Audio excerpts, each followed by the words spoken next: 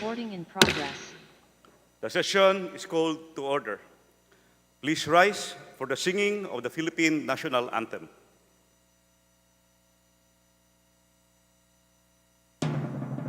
Bayang magiliw, perlas ng silanganan, alam ng puso, sa titik mo'y buhay. Lupang hinirang, duyan ka ng magiting, sa manlulupit, di ka masisingil. Sa dagat at bundok, sa simoy at sa langit mong paghaw, may nilang ang tula at awit sa paglayang minamahal. Ang kisap ng watawat mo'y tagumpay na nagtititig. Ang bituin at araw niya kailan pa may magdidilim. Lupa ng araw ng waraming pagsinta, buhay ay langit sa piling mo. Aming ligaya na pag may mga ating at mamatay ng dahil sa'yo. Please remain standing for a minute of silent prayer.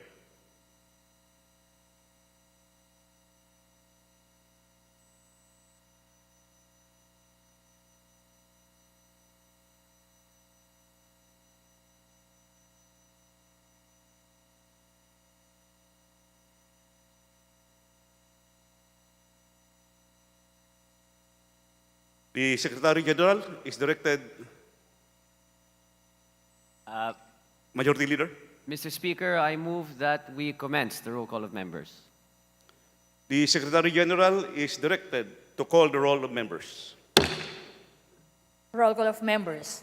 Honorable Representatives Abalos, Abante, Abunda, Acharon, Asidre, Acop, Adyong, Advincula, Agaraw, Alba, Albano, Almario, Almonte, Alonte, Alvarez Jose, Alvarez Mercedes, Alvarez Pantaleon, Amante, Amatong, Angara, Aquino, Aquino Magsaysay, Arbison, Arenas, Arrogancia, Asistio, Ataide, Omentado, Balindong, Barba, Barbers, Baronda, Barzaga, Bascug, Bautista, Bautista Lim, Benitez, Bernos, Bilyones, Biron, Bolilia, Bondok, Bongalon, Bordado, Bosita, Briones, Brosas, Buhain, Bulut Begtang, Bustos, Cabredo, Cagas, Kahayon Uy, Calderon, Calixto, Campos, Kawagdan, Cardema, Cari, Castro Franz, Castro Jane, Celeste, Chan, Chato, Chua, Chungalaw, Ko Angelica Natasha, Ko Elizaldi, Ko Pilar, Ko Juanco Jaime, Ko Juanco Mark, Colada, Coliantes, Corvera, Cruz Ambrosio, Cruz Ricardo, Cua, Quaresma, Dagoo, Dalipe, Dalog, Dayang Hirang, Daza, De Jesus,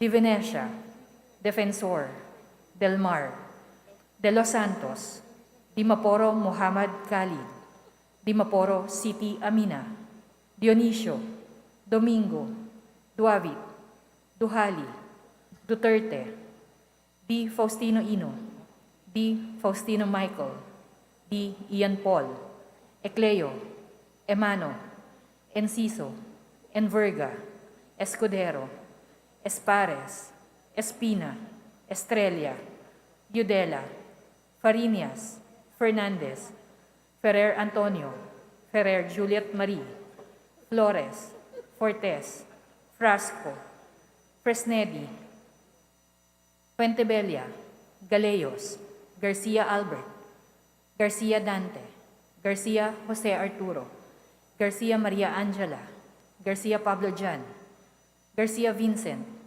Guardiola, Garin, Gasataya, Gatchalian, Gato, Go Ed Christopher, Go Mark, Goles, Gomez, Gonzaga, Gonzales Aurelio, Gonzales Neptali, Gonzales Sandro, Goriseta, Vico, Gintu, Gulyas, Gutierrez, Hagidorn, Haresco, Hataman, Hernandez, Herrera, Horibata, Javier, Ko Olga Ara, Ko Ricardo, Ko Wilton, Konghun, Labad-Labad, Lacson, Lacson Noel, Lagman, Lagon Daphne, Lagon Sani, Lara, Lazatin, Lee, Legarda, Libanan, Limkay Chong, Loyola, Luistro,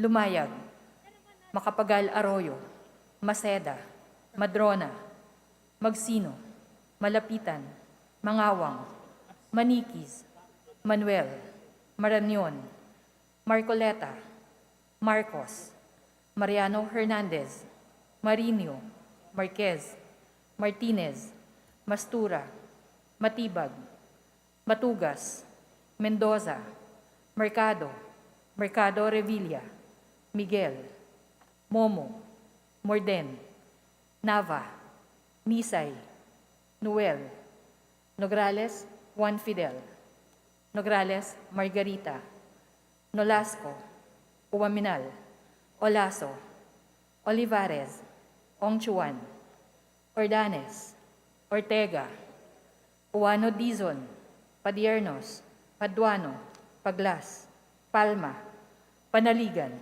Pancho, Panotes, Pascual, Peña, Pimentel, Plaza, Pleito, Primicias Agabas, Pumaren, Puno, Kimbo, Rama, Recto, Regencia, Revilla Brian, Revilla Ramon Jolo, Reyes, Rilio, Rivera, Robes, Rodriguez Eulogio, Rodriguez Rufus, Roman, Romero, Romualdez Ferdinand Martin, Romualdez Ieda Marie, Romualdo, Romulo, Roque, Sakdalan, Sagarbaria, Sakaluran, Salceda, Sali, Salimbangon, Salo, Salvame, Santos, Saulug, Silverio, Singson Richel, Singson Ronald, Singson Mihan, Solon,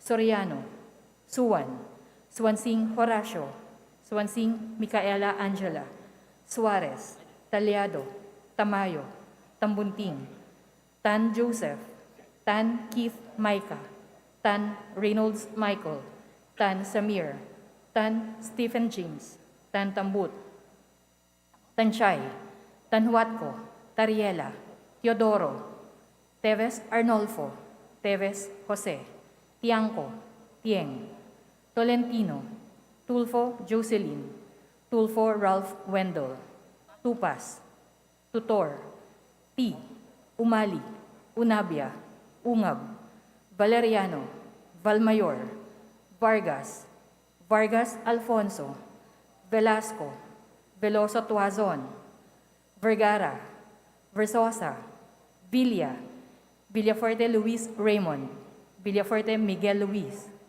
Villanueva, Villar, Villaraza Suarez, Villarica, Violago, Yap Christiantel, Yap Christopherson, Yap Edvic, Yap Eric, Yu Divina Grace, Yu Jazel Victoria, Yulo, Zamora Amparo Maria, Zamora Maria Carmen, Zamora Isabel Maria, Zubiri.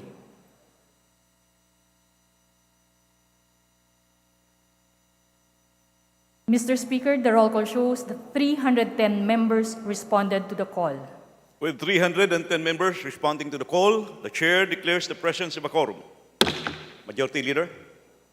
Mr. Speaker, I move for the deferment of the approval of the journal of the previous session. There is a motion to approve the journal of the previous session. Defer. To defer the approval of the minutes of the previous session. Is there any objection? Hearing none, motion is approved. Majority Leader, Mr. Speaker, I move that we now proceed with the reference of business and request the Secretary General be directed to read the titles of bills and resolutions on first reading, as well as communications and committee reports. is there any objection? The Chair hears none. The Secretary General is directed to read the titles of bills and resolutions on first reading, as well as communications and committee reports for referral to the appropriate committees. Reference of business bills on first reading.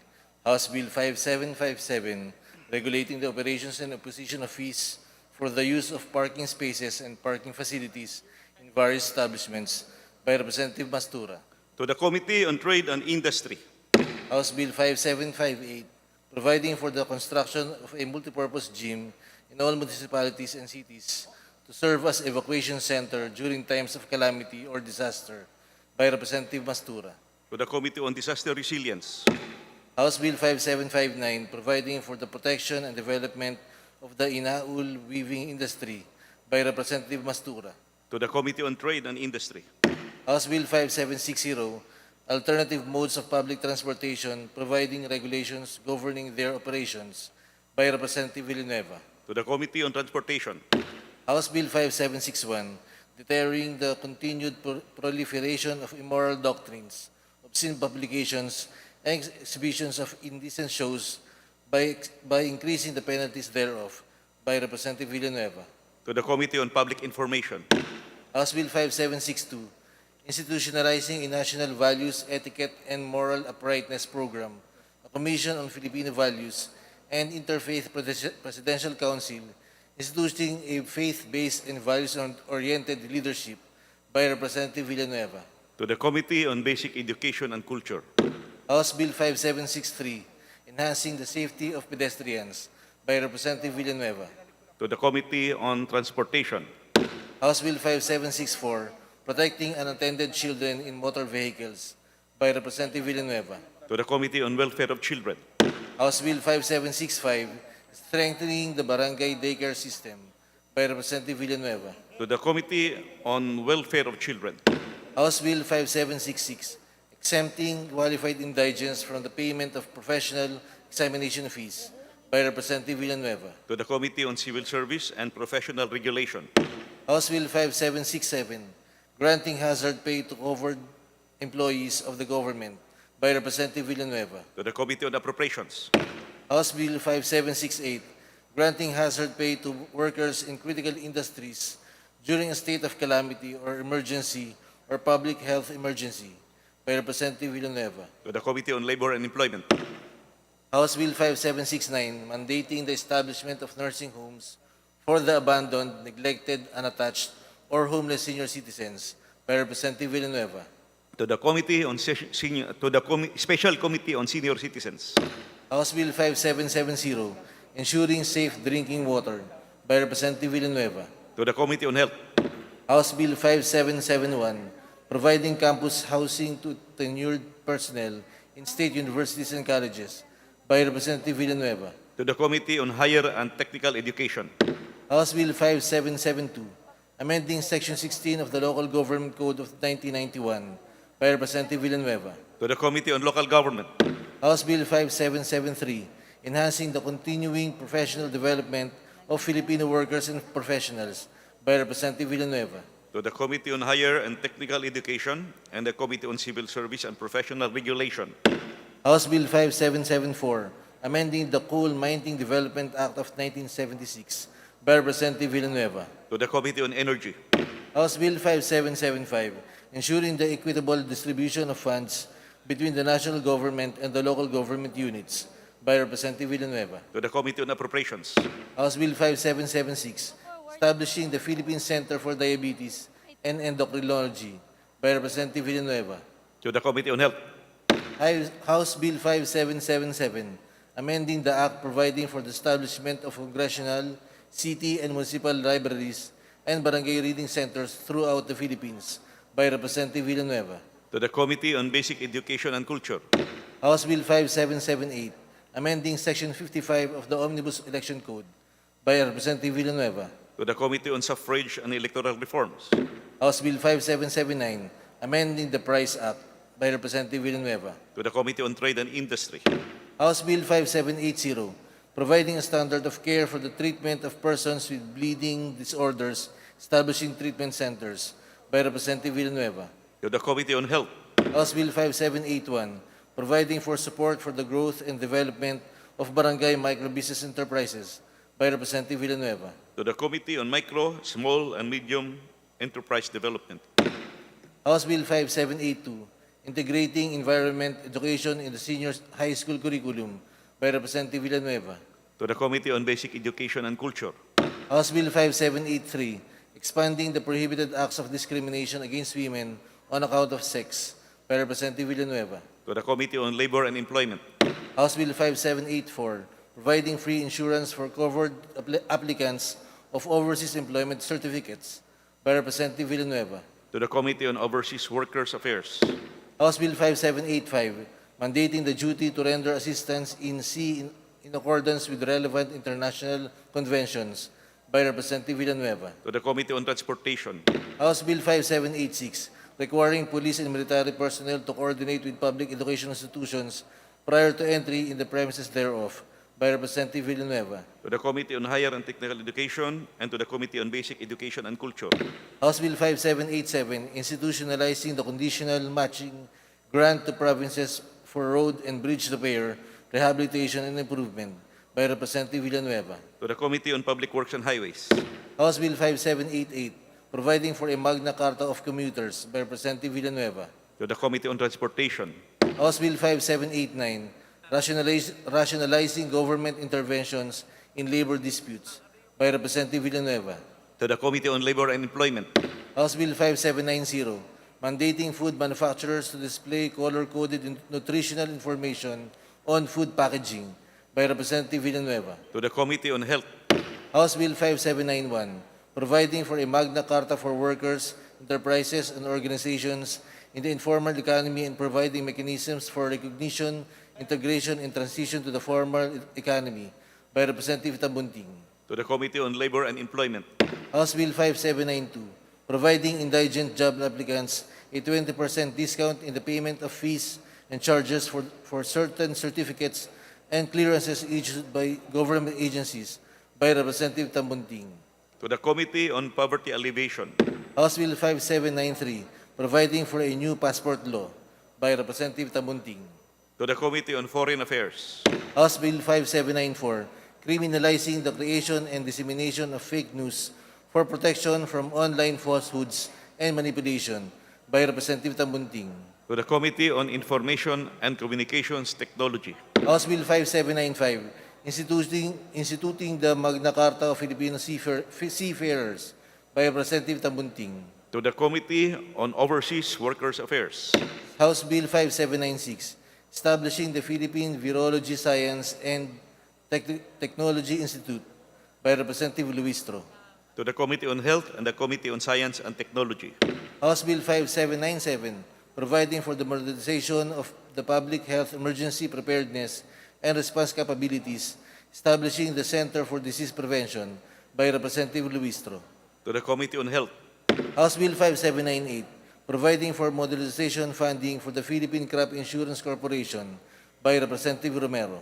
to the Committee on Government Enterprises and Privatization, House Bill 5799, providing for modernization funding for the Philippine Fiber Industry Development Authority by Representative Romero.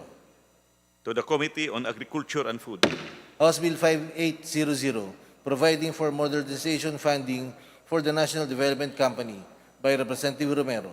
to the Committee on Trade and Industry, House Bill 5801, providing for modernization funding for the Philippine Pharma Procurement Incorporated by Representative Romero. to the Committee on Trade and Industry, House Bill 5802, mandating the establishment of composting facilities in every barangay or cluster of barangays as part of comprehensive solid waste management by Representative Vargas. to the Committee on Ecology, House Bill 5803, providing for for the Universal Disability Support Allowance for persons with disabilities by Representative Vargas. to the Special Committee on Persons with Disabilities, House Bill 5804, authorizing the DOH to set and approve the bed capacity of its retained hospitals by Representative Vargas. to the Committee on Health, House Bill 5805, providing for the Magna Carta of Barangay Health Workers by Representative Vargas. to the Committee on Local Government, House Bill 5806,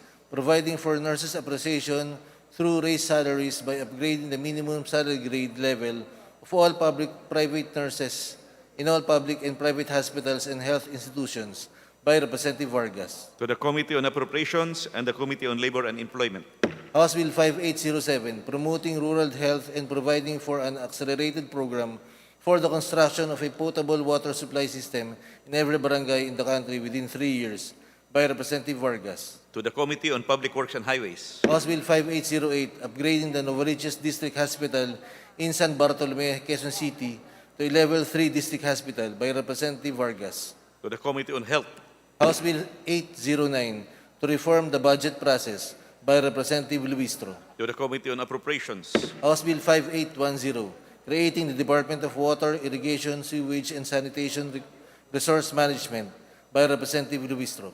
to the Committee on Government Reorganization and the Committee on Public Works and Highways, House Bill 5811, promoting the development of the Philippine downstream natural gas industry by Representative Luistro.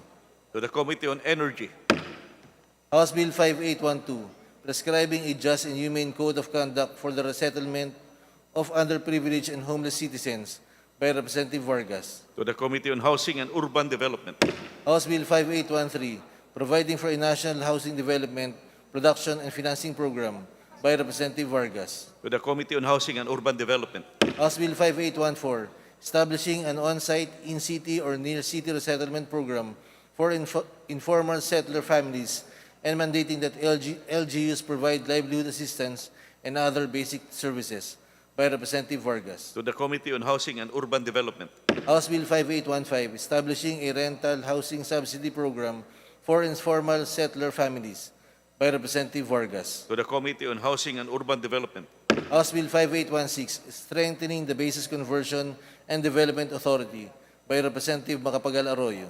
to the Special Committee on Basis Conversion, House Bill 5817, to promote the recovery and revitalization of micro, small, and medium enterprises through the provision of accessible and affordable financing by establishing the Pondo sa Pag-asenso ng Pilipino by Representative Panaligan. to the Committee on Micro, Small, and Medium Enterprise Development, House Bill 5818, institutionalizing the Tamaraw Conversion Program by Representative Panaligan. to the Committee on Natural Resources, House Bill 5853, recognizing the conserved territories and areas of indigenous peoples and cultural communities, establishing the National Indigenous Community Conserved Areas Registry by Representative Dalog. to the Committee on Indigenous Cultural Communities and Indigenous Peoples, House Bill 5854, promoting open access in data transmission and providing additional powers to the National Telecommunications Commission by Representative Luistro. to the Committee on Information and Communications Technology, House Bill 5855, providing for government financial institutions unified initiatives to distress enterprises for economic recovery guide by Representative Luistro. to the Committee on Banks and Financial Intermediaries, House Bill 5856, establishing a mandatory evacuation center in all cities, provinces, and municipalities by Representative Luistro. to the Committee on Disaster Resilience, House Bill 5857, providing for modernization funding for the Philippine Center for Post-Harvest Development and Mechanization by Representative Romero. to the Committee on Agriculture and Food, House Bill 5858, providing for modernization funding for the Philippine Heart Center by Representative Romero. to the Committee on Health, House Bill 5859, providing for modernization funding for National Police Commission by Representative Romero. to the Committee on Public Order and Safety, House Bill 5860, providing for modernization funding for the National Food Authority by Representative Romero. to the Committee on Agriculture and Food, House Bill 5861, establishing the Philippine Virology Science and Technology Institute by Representative Villago. to the Committee on Health and the Committee of Science and Technology, House Bill 5862, mandating the provision of comprehensive renal replacement therapy to patients with end-stage renal disease in national, regional, and provincial government hospitals, increasing the PhilHealth package rate for members, by Representative Villago. To the Committee on Health. House Bill 5863, establishing the National Cancer Center of the Philippines, by Representative Villago. To the Committee on Health. House Bill 5864, requiring all graduating college students to plant 2 trees, each as a civic duty for environment protection and preservation, by Representative Villago. To the Special Committee on Reforestation. House Bill 5865, institutionalizing the use of the bicycle as a regular mode of transportation, defining the rights of bicycle riders, establishing appropriate infrastructure and facilities, by Representative Villago. To the Committee on Transportation. House Bill 5866, creating the Department of Disaster Resilience, by Representative Villago. To the Committee on Government Reorganization and the Committee on Disaster Resilience. House Bill 5867, promoting integrated urban agriculture in urban areas nationwide to address food security, by Representative Villago. To the Committee on Agriculture and Food and the Special Committee on Food Security. House Bill 5868, granting free postgraduate education to public and private school teachers in state colleges and universities in local universities and colleges, by Representative Villago. To the Committee on Higher and Technical Education. House Bill 5869, instituting the Medical Reserve Corps, by Representative Villago. To the Committee on Health. House Bill 5870, mandating the proper installation and maintenance of overhead electric distribution, communication lines, and structures by all electric distribution cable and telecommunications companies for purposes of public safety and good housekeeping, by Representative Villago. To the Committee on Energy.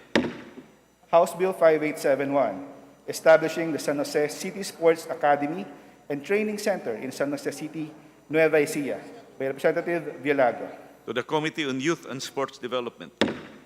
House Bill 5872, establishing TESDA Training and Assessment Center in San Jose City, Nueva Ecija, by Representative Villago. To the Committee on Higher and Technical Education. House Bill 5873, establishing the Philippine Children's Medical Center for Nueva Ecija, by Representative Villago. To the Committee on Health. House Bill 5874, establishing the San Jose City Heart and Kidney Center, by Representative Villago. To the Committee on Health. House Bill 5875, establishing the Dr. Eleuterio R. Villago General Hospital, a Level 2 General Hospital in San Jose City, Nueva Ecija, by Representative Villago. To the Committee on Health. House Bill 5876, providing protection to consumers and merchants engaged in internet transactions, creating the Electronic Commerce Bureau, by Representative Villago. To the Committee on Trade and Industry. House Bill 5877, establishing the National Framework for Resource Management and creating the Department of Water Resources and the Water Regulatory Commission, by Representative Villago. To the Committee on Government Reorganization and the Committee on Public Works and Highways. House Bills 5878 to 5891, providing for the establishment of a Kadiwa ni Ani at Kita store in several barangays in Quezon City, by Representative Vargas. To the Committee on Agriculture and Food. House Bill 5892, converting the Aurora State College of Technology in Aurora and all its satellite campuses into a state university to be known as the Aurora State Universities of Science and Technology, by Representative Angara. To the Committee on Higher and Technical Education. House Bill 5893, reclassification of Barangay Caloocan, Dipakulaw, Aurora from timberland, agricultural land area to alienable and disposable land, by Representative Angara. To the Committee on Natural Resources. House Bill 5894, providing for additional maternity leave to women with postpartum depression, by Representative Bautista Lim. To the Committee on Civil Service and Professional Regulation and the Committee on Labor and Employment. House Bill 5895, establishing the Virology and Vaccine Institute of the Philippines, by Representative Aumentado. To the Committee on Health and the Committee on Science and Technology. House Bill 5896, reapportioning the 3rd Legislative District of Batangas to create the 7th Legislative District of Batangas by Representative Colliantes. to the Committee on Local Government, House Bill 5897, establishing branches of specialty hospitals in all regions by Representative Tan Kate Mika. to the Committee on Health, House Bill 5898, appropriating the amount of 1 billion pesos for the Cancer Assistance Fund under the National Integrated Cancer Control Act by Representative Tan Kate Mika. to the Committee on Appropriations, House Bill 5899, strengthening the Philippine Disaster Risk Reduction and Management, creating the National Disaster Resilience Authority by Representative Tan Kate Mika. to the Committee on Disaster Resilience, House Bill 5900, establishing the Gata National High School in Gata, Caramuan, Camarines Sur by Representative Fuentabella. to the Committee on Basic Education and Culture, House Bill 5901, reapportioning the 1st and the 2nd legislative districts of the City of Caloocan into 3 legislative districts by Representatives Kahayon Uy, Malapitan, Asisio, and Gatchalian. to the Committee on Local Government, House Bill 5902, establishing the Overseas Filipino Workers Social Security and Retirement System by Representative Magsino. to the Committee on Overseas Workers Affairs, House Bill 5903, increasing the penalties for violation of the Urban Development and Housing Act of 1992 as amended by Representative Magsino. to the Committee on Housing and Urban Development, House Bill number 5904, establishing a satellite office of the Department of Labor and Employment in Rodriguez, Montalban, Rizal by Representative Nagrales Juan Fidel Felipe. to the Committee on Labor and Employment, House Bill 5905, declaring Pampanga as the Christmas capital of the Philippines by Representatives Gonzales Aurelio. to the Committee on Tourism, House Bill 5906, establishing evacuation centers in all provinces, cities, and municipalities by Representative Teves Jose. to the Committee on Disaster Resilience, House Bill 5907, creating a medical reserve corps by Representative Teves Jose. to the Committee on Health, House Bill number 5908, establishing the Philippine Virology Science and Technology Institute by Representative Teves Jose. to the Committee on Health and the Committee on Science and Technology, Resolutions. House Resolution 506, calling for immediate investigation on the alleged abuse and corruption of DOLE's tulong panghanapbuhay sa ating disadvantaged displaced workers by syndicates posing as senior citizen organizations by Representative Ordanes.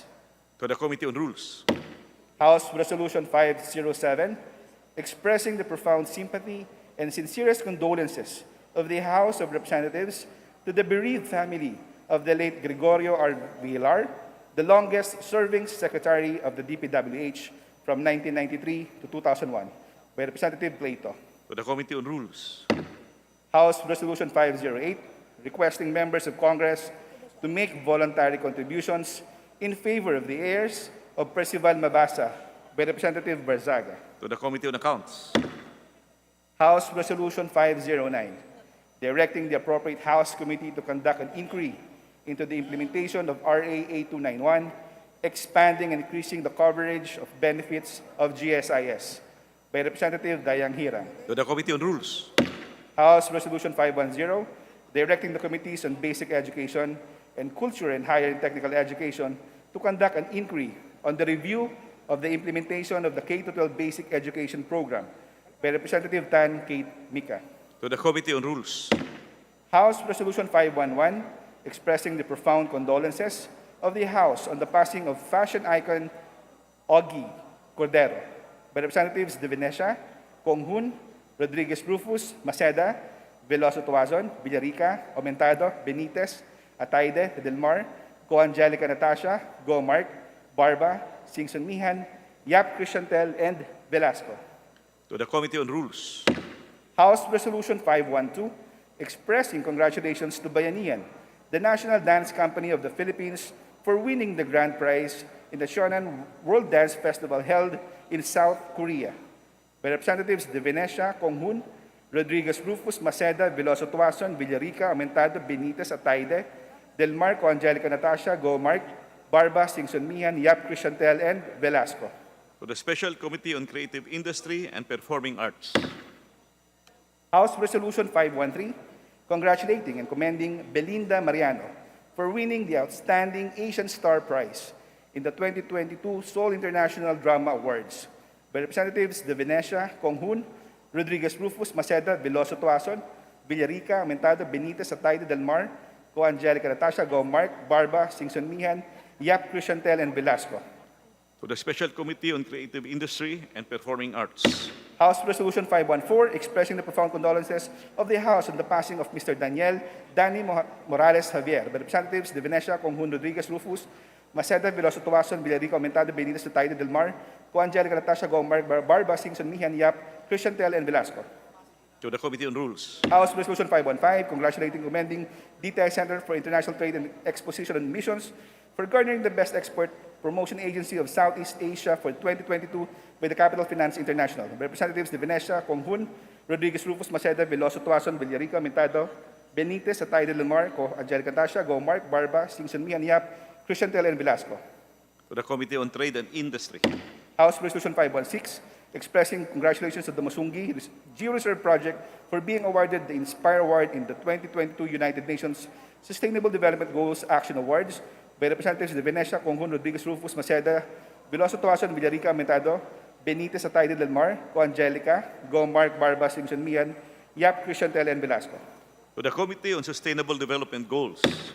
House Resolution 517, congratulating Filipino chefs Melissa Miranda and Tim Flores for being recognized as part of the Food and Wine Magazine's 2022 10 Best New Chefs by Representative De Venecia, Conghun, Rodriguez Rufus, Maceda, Veloso Tuason, Villarica, Aumentado, Benitez, Atayde Del Mar, Co Angelica, Go Mark, Barba, Singson Mihan, Yap, Cruciantel, and Velasco. To the Special Committee on Creative Industry and Performing Arts. Communication, letters dated October 20, 2022 of the Municipal Mayor of Manila, Bulacan, informing the House of Representatives that the reports on Fund Utilization Status Program Project implementation of the LGSF as of September 30, 2022 were posted on their official websites and in 3 conspicuous public places in their locality. To the Committee on Appropriations.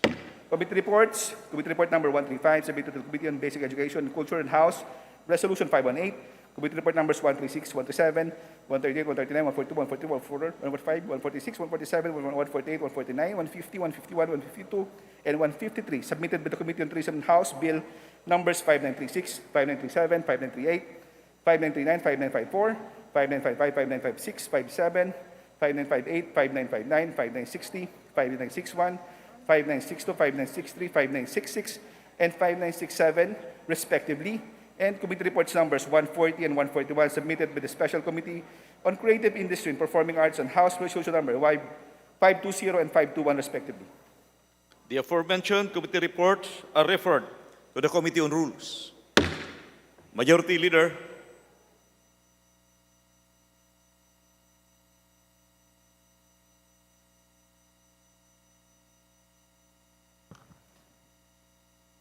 Mr. Speaker, we would like to acknowledge our guest, a guest of the House, the Bangsamoro Transition Authority Parliament participants, namely Mr. Ahmad Anmak,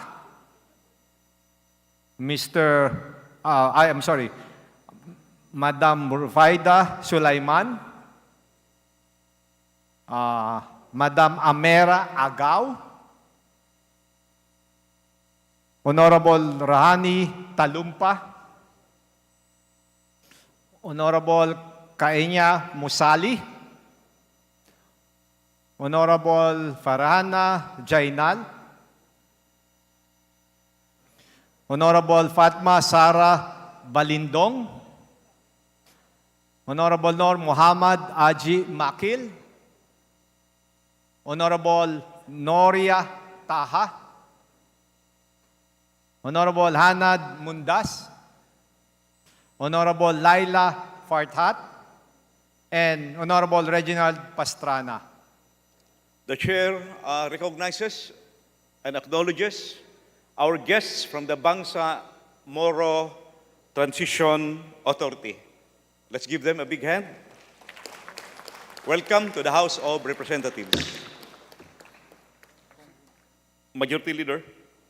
Yes, Mr. Speaker, would like also to acknowledge the guest of our good friend, Honorable Jefferson Kong Hoon, the Board of Directors and Officers of Olongapo, Subic, Castillejo, and Marcelino Transport Service and Multipurpose Cooperative, namely Mr. Gerson Aceron, Mr. Dennis Defisfruto,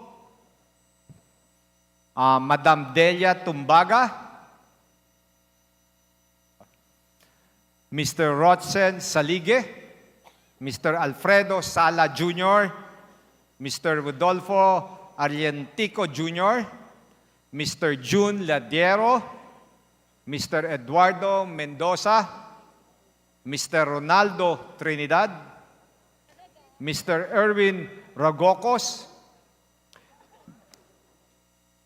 Mr. Josefino Da Anton, Mr. Rinaldo Juanillo, Madam Arlene Book, Madam May Camille Alvaro, Mr. Noel Ulanday, Mr. Renato Tagura, Mr. Robert Postel, and Mr. Melchor Cabilhin. The Chair recognizes and acknowledges the presence of our guests from the Olongapo, Subic, Castillejo, San Marcelino Transport Service and Multipurpose Cooperative. Let's give them a big round of applause. Welcome to the House of Representatives. Mr. Speaker, I'm very sorry. I was not able to read the second page of the Bangsamoro Transition Authority.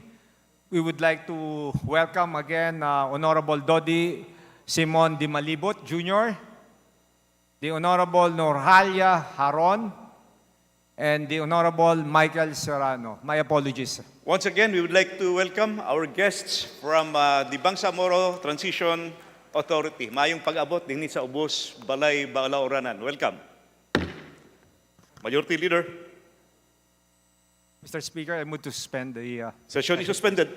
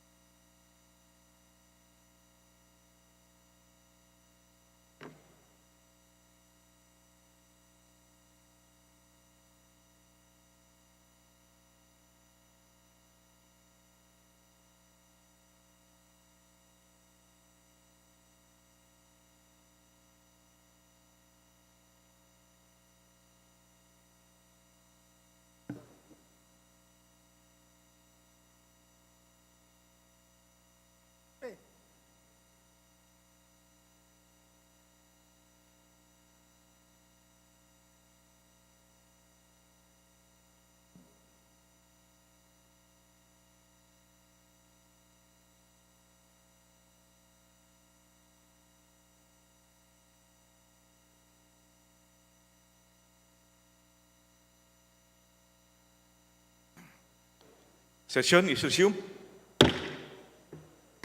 Thank you very much, Mr. Speaker. Mr. Speaker, I move that we proceed with the business of today. And for item number 1 is the consideration for approval on second reading.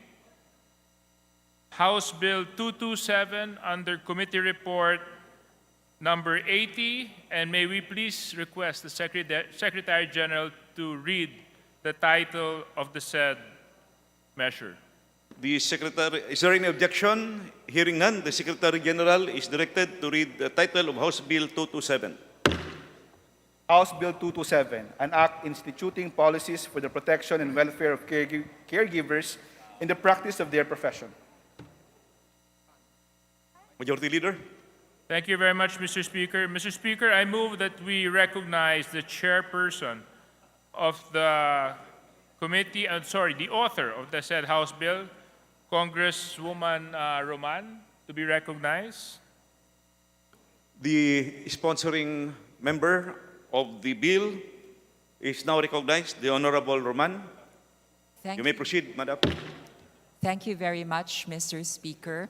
My dear colleagues, before you, I'd like to present a legislative measure that was passed during the 17th and 18th Congress, but unfortunately was stalled in the Senate. It is long overdue that we give recognition to a group of people who care for us, our caregivers.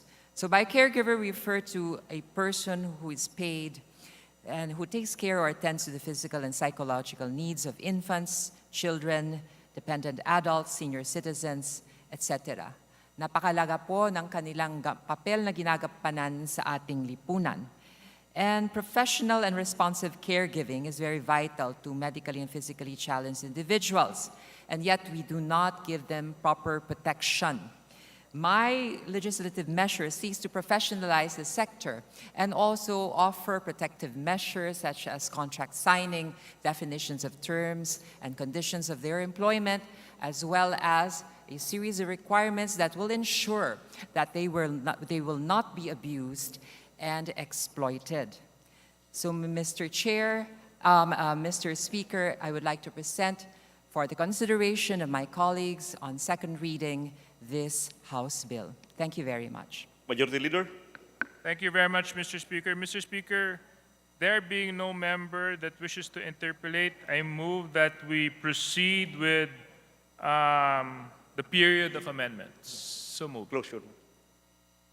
There being no more member who wish to interpolate, the period of sponsorship and debate is now terminated. Majority Leader.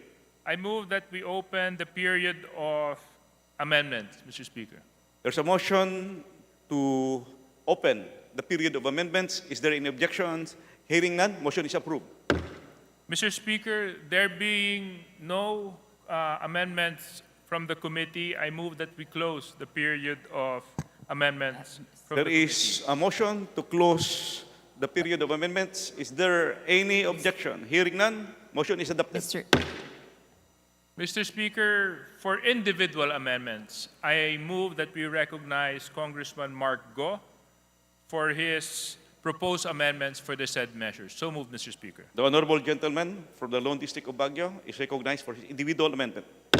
Thank you, Mr. Chair. I have only one individual amendment. On Section 5 of the said measure, I propose that we delete the word may and change it to shall. What does the sponsor say on the proposed amendment of the Honorable Mark Go? Mr. Speaker, this humble representation is amenable to the amendment introduced by my colleague, Representative Mark Go. Majority Leader, what is the comment with regard to the amendment? The majority moves that we approve the proposed amendments. There is a motion to approve the proposed amendment. Is there any objection from the House? Considering that there is no objection, the amendment is hereby adopted. Thank you, Mr. Chair. Thank you very much, Mr. Majority Leader?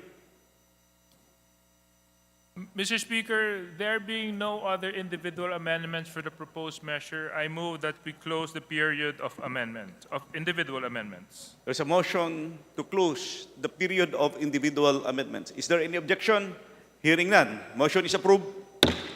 Majority Leader? Mr. Speaker, I move that we approve House Bill 227 under Committee Report number 80 along with its amendments. So moved, Mr. Speaker. There is a motion to approve on second reading House Bill number 227. The Secretary, please, Director. As many as are in favor, say aye. As many as are against, say nay. The ayes have it. House Bill 227 is now approved on second reading. Congratulations. Mr. Majority Leader, Madam Majority Leader.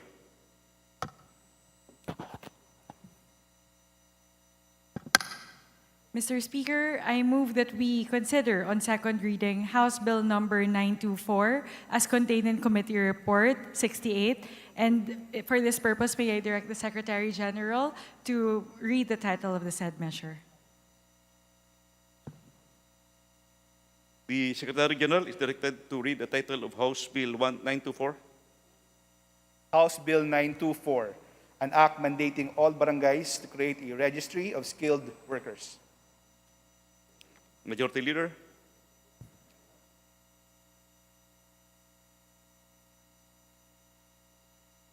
Mr. Speaker, I move that we recognize the Honorable Congressman Roman Romulo to sponsor the said measure. The author of the bill, the Honorable Representative Roman Romulo, is recognized to sponsor the bill.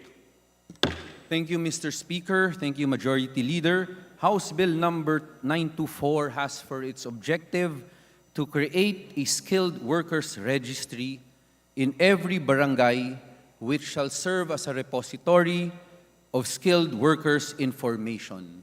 Under the House Bill number 924, every barangay shall be mandated to create a registry so that all skilled workers, whether with TESDA certificate or not, will be able to register, and their services, whether it's a plumber, electrician, or any skilled work, can be availed of within the barangay by their constituents.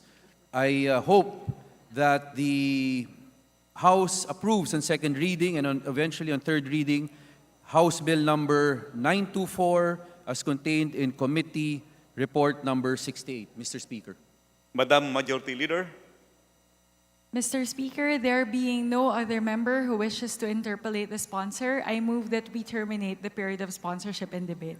There is a motion to terminate the period of sponsorship and debate. Is there any objection? Hearing none, motion is approved.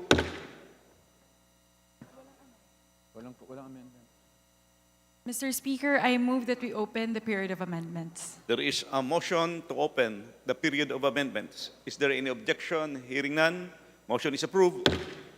Mr. Speaker, there being no member who wishes to introduce, there being no committee amendments, I move that we terminate the period of committee amendments.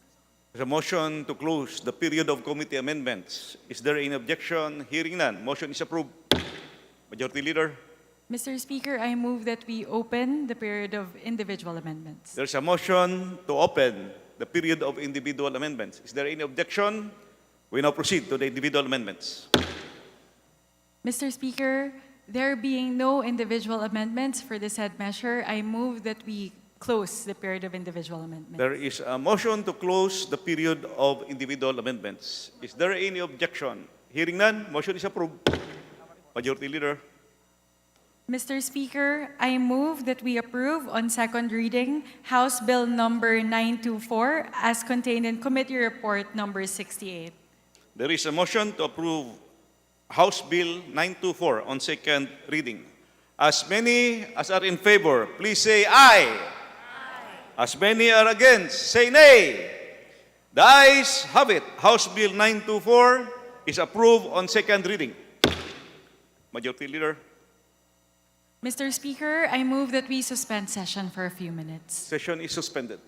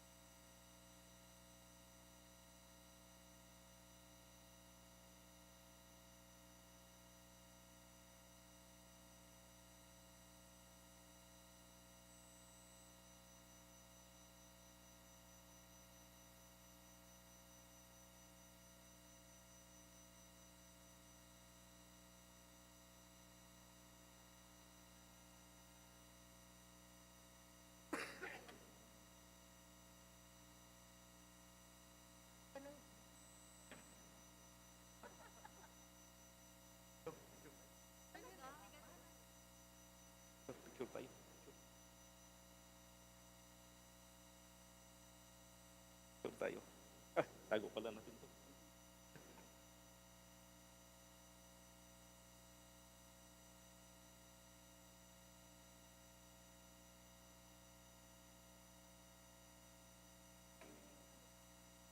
Okay, thank you. Si Mihander. Si Mihander, tingnan po.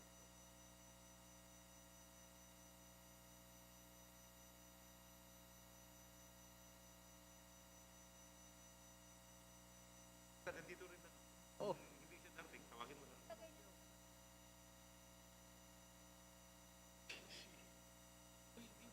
Okay lang.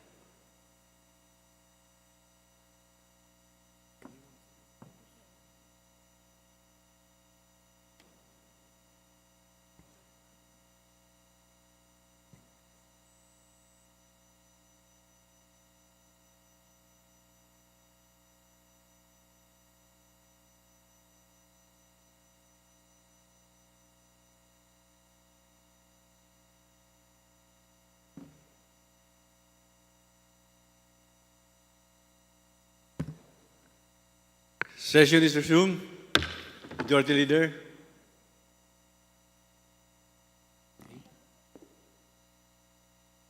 Mr. Speaker, I move that we resume consideration of House Bill number 5 under Committee Report number 65 and that the Secretary General be directed to read the title of the bill. Is there any objection? Chair is none. The Secretary General is now directed to read the title of the bill. House Bill 5, an act establishing an on-site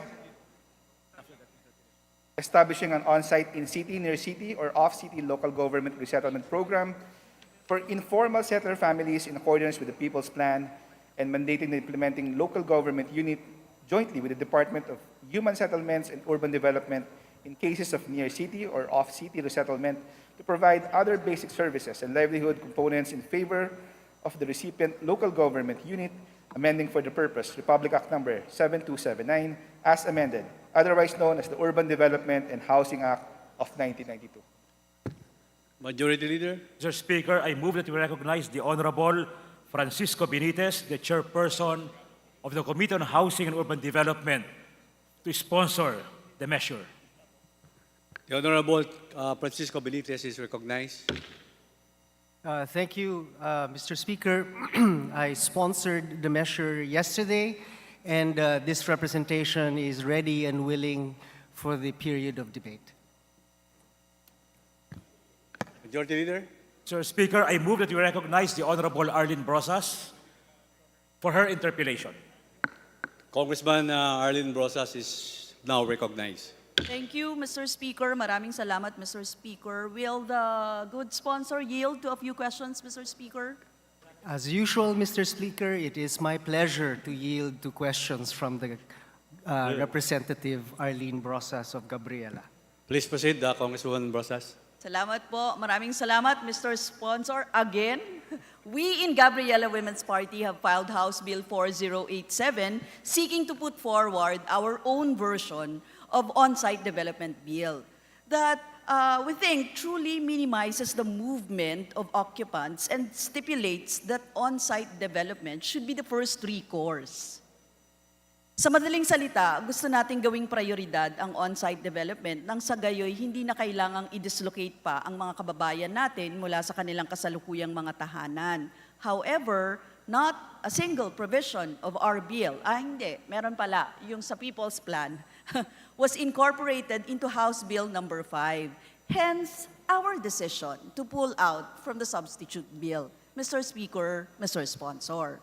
Now, Mr. Speaker, maari po bang ilahad ng ating butihing sponsor kung ano po ang nakasaad sa UDHA, Urban Development Housing Act of RA 7279, kaugnay ng on-site development? Paano po ito inihanay kumpara sa iba't ibang tipo ng resettlement, Mr. Speaker? Mr. Speaker, the House Bill number 5 actually does prioritize on-site, then in-city, near-city, and finally off-city local government resettlement programs in that order of prioritization. depending upon the specific circumstances of each resettlement site, Mr. Speaker. Yes, Mr. Speaker, pero hindi po nakalagay doon. Tama po ba, Mr. Speaker, Ginoong Sponsor, na ang first recourse ay ang on-site development, right? Paano po nakalahad sa bill?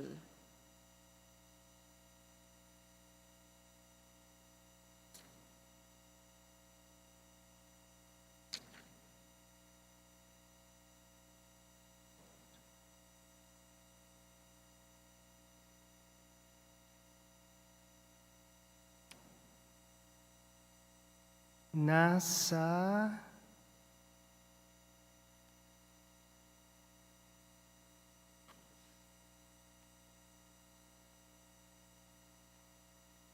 Section 26 po.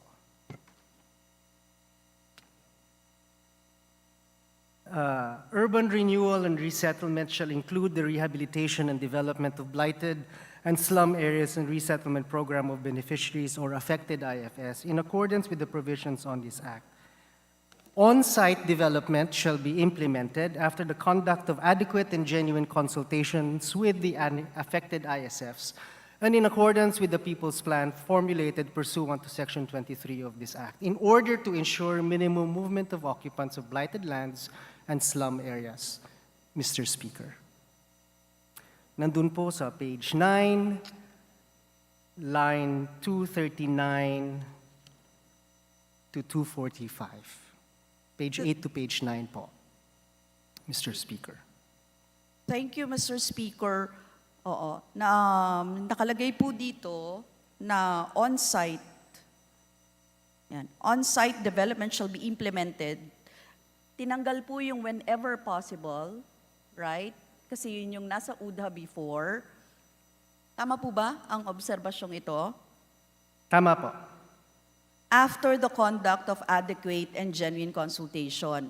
Pero ibig sabihin po, hindi pa rin ito, it doesn't mean na ito ang first recourse. Because nandoon pa rin yung option ng, tama po ba? In city, near city, and, tama, Mr. Speaker? So ibig sabihin, they can choose whatever. Yes, ma'am. The premise, Mr. Speaker, of the provision, why whenever possible was removed, is that the insistence on the conduct of adequate and genuine consultation with the affected ISFs makes the onus and the principle of the ISFs choosing whether or not they should stay on-site or off-site, whether in city or not, the priority measure and principle. Mr. Speaker. Thank you, Mr. Speaker, Mr. Sponsor. Pero hindi ba dito lumalabas, Mr. Speaker, Mr. Sponsor, na parang requisite yung consultation o pagkakaroon ng People's Plan para mapatupad yung on-site development, right? Pakiulit po. Yung requisite siya, yung People's Plan or consultation ng pagkakaroon ng People's Plan para ipatupad ang on-site development. Opo. Yes, ma'am. Hindi ba another, hindi po ba ito, positive po yun, ano? Tinitingnan naman naming positive yung pagkakaroon ng konsultasyon, pagkakaroon ng ganyan. Pero kung magiging rekisito ito for on-site development, halimbawa, kung alam naman natin na po pwedeng mag-on-site development, pero may mga People's Plan na isasubmit na maaaring hindi yun ang gusto ng iba, di ba? Mr. Speaker, Ginoong Sponsor. So parang paano po i-resolve ito ng pagkakaroon natin ng batas na ganito, Mr. Speaker, Ginoong Sponsor? Mr. Speaker, I'm afraid I'm not sure I understand the concern.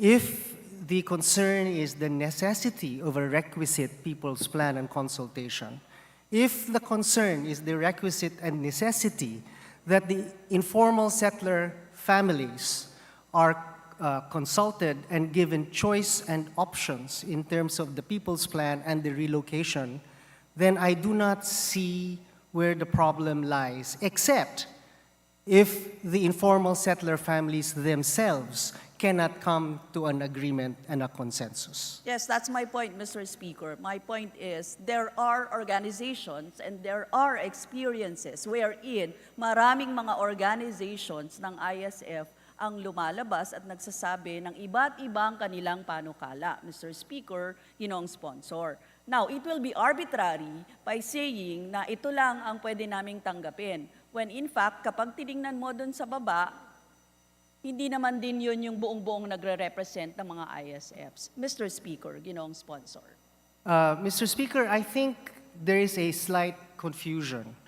The prescription for a people's plan actually does not make that distinction.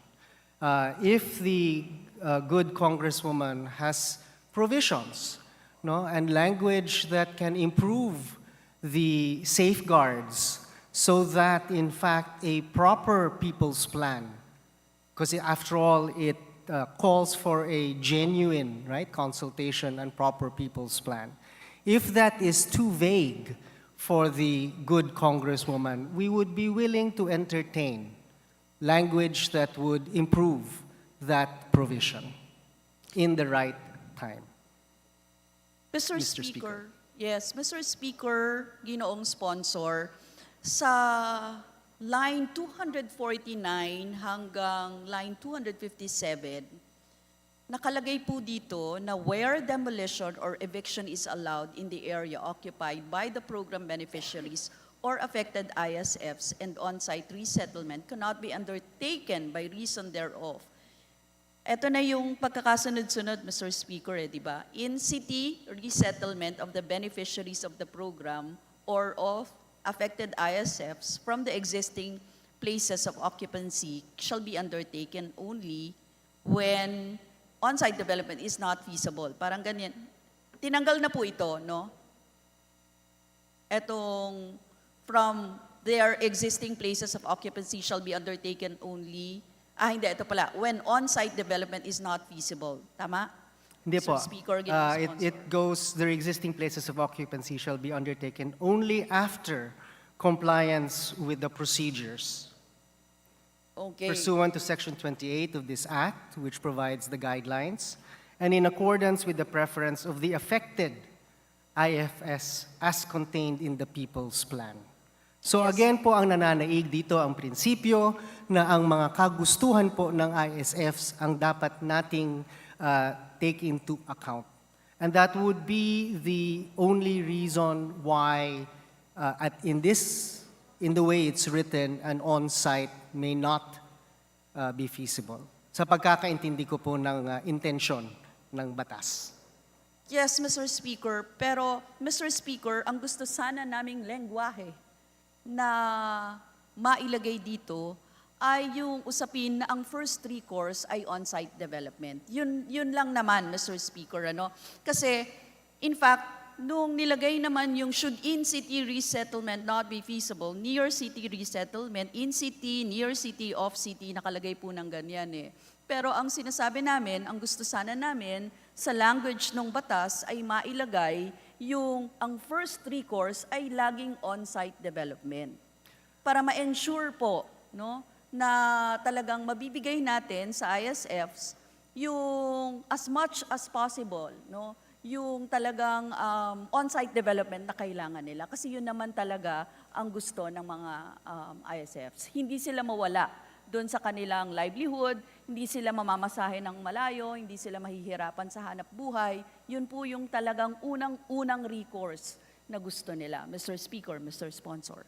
Mr. Speaker, to the extent that the bill requires a people's plan and a consultation with the informal settler families, if in fact on-site development is the preference of the majority and the people's plan that emerges is an on-site plan, then that presumably will be the plan that is followed. So once again, the premise of the law as crafted, the intended law, as crafted, is we do not constrain, in fact, the decisions on development except through a genuine consultation and a people's plan that the informal settler families themselves take part in forming. Mr. Speaker. Yes, Mr. Speaker, it may be good in paper. We know sa mga consultations, may mga lapses po dun sa mga consultations sa kagustuhan ng mga ISF natin. Kaya po sinasabi natin, in the first place, kailangan ilagay natin ang first recourse talaga ay on-site. Hindi in-city, hindi near city, hindi off-city, na resettlement, Mr. Speaker. Ginoong sponsor. Mr. Speaker, may I ask the good Congresswoman to repeat the question, if it is indeed a question, as opposed to a manifestation of what she feels the informal settler families prefer? Yes, Mr. Speaker, Mr. Sponsor, sa language lang po na dapat ang first recourse, the very first recourse ay ang on-site development for the ISF or the informal settlers family natin. Yes, If possible, because it nailagay is in yun. fact on page 6, Mr. Speaker, Madam Congresswoman, that the Resettlement Action Plan, or the RAP, is a plan prepared by the implementing local government unit or the project proponent agency in consultation with the affected ISFs. And it continues that it must specify details on the implementation of relocation, include or prioritize to the extent feasible and in descending order, on-site, in-city, near-city, and off-city options, and include basic services and facilities relative to the health, education, communication, security, recreation, relief, and welfare, livelihood, and transportation needs of the relocatees. There is, in fact, an implicit prioritization, as I have already mentioned, that in descending order, the preference would probably be on-site, then in-city, then near-city, then off-city options in the Resettlement Action Plan, which is an integral part of the People's Plan. Thank you, Mr. Speaker. Speaking of RAP, or the Resettlement Action Plan, tama po ba, kalakip dapat ng People's Plan talagang bahagi, yung mga madedemolish na pamilya. Kumbaga, indispensable na bahagi ng People's Plan, ang Resettlement Action Plan. Tama ba, Mr. Speaker? Yes, Paghahanda Mr. Speaker. para sa relokasyon ng mga pamilya. Mr. Speaker, hindi ba, kasama po ba dito yung pagbibigay ng mga mahahalagang dokumento tulad ng land records, proposed plan of project, alternative housing options, komprehensibong mga plano on resettlement, pagkakaroon ng public hearings para makapagpresenta ng alternatibong proposal at demands ang mga apektadong komunidad, Mr. Speaker, Mr. Sponsor? Yes, Mr. Speaker. Kalaki po yan ng intensyon ng RAP at Yes. ng People's Plan. Thank you, Mr. Speaker. Doon po sa RAP, nowhere din naman po doon na sinasabi, dito sa page 6 ba yan, Mr. Speaker, Mr. Sponsor, na dapat ay on-site muna. Tama po ba? In descending order po, on-site muna, pagkatapos in-city, tapos near-city, tapos off-city po. So, dito po, maliwanag na dapat ay on-site. Dapat po yun ang unang option na pinag-uusapan. Sorry Mr. Speaker, Mr. Sponsor, can you repeat again yung portion na yon? Na dapat una ang on-site. Opo. Include or prioritize to the extent feasible and in descending order, on-site, in-city, near-city and off-city options. Okay, Mr. Speaker. Mr. Speaker, now, maaari po bang i-consider, no, halimbawa, kasi dito lang nakalagay sa RAPE, na ilagay na ang first recourse ay on-site development. Can we do that sa language ng... To be consistent doon sa iba ding mga sections, Mr. Speaker, Ginoong sponsor. But anyway, nasa questions pa naman po ako, no? Opo. First recourse, kasi pwede naman po natin to... First recourse rather than prioritize. Ito po ang inyong gustong palitan. First recourse.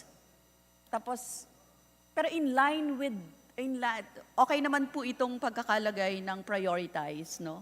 The on-site development. We also agree with that. Yun nga lang, parang baka po pwede or you can consider ang first recourse doon sa on-site development. Sige ma'am, in the next proper time. Okay. Thank you, Mr. Speaker. Now, Mr. Speaker, we'd like to know the extent by which on-site development has been implemented under the parameters of UDHA. May mga karanasan na po ba tayo na on-site development ang ginawa?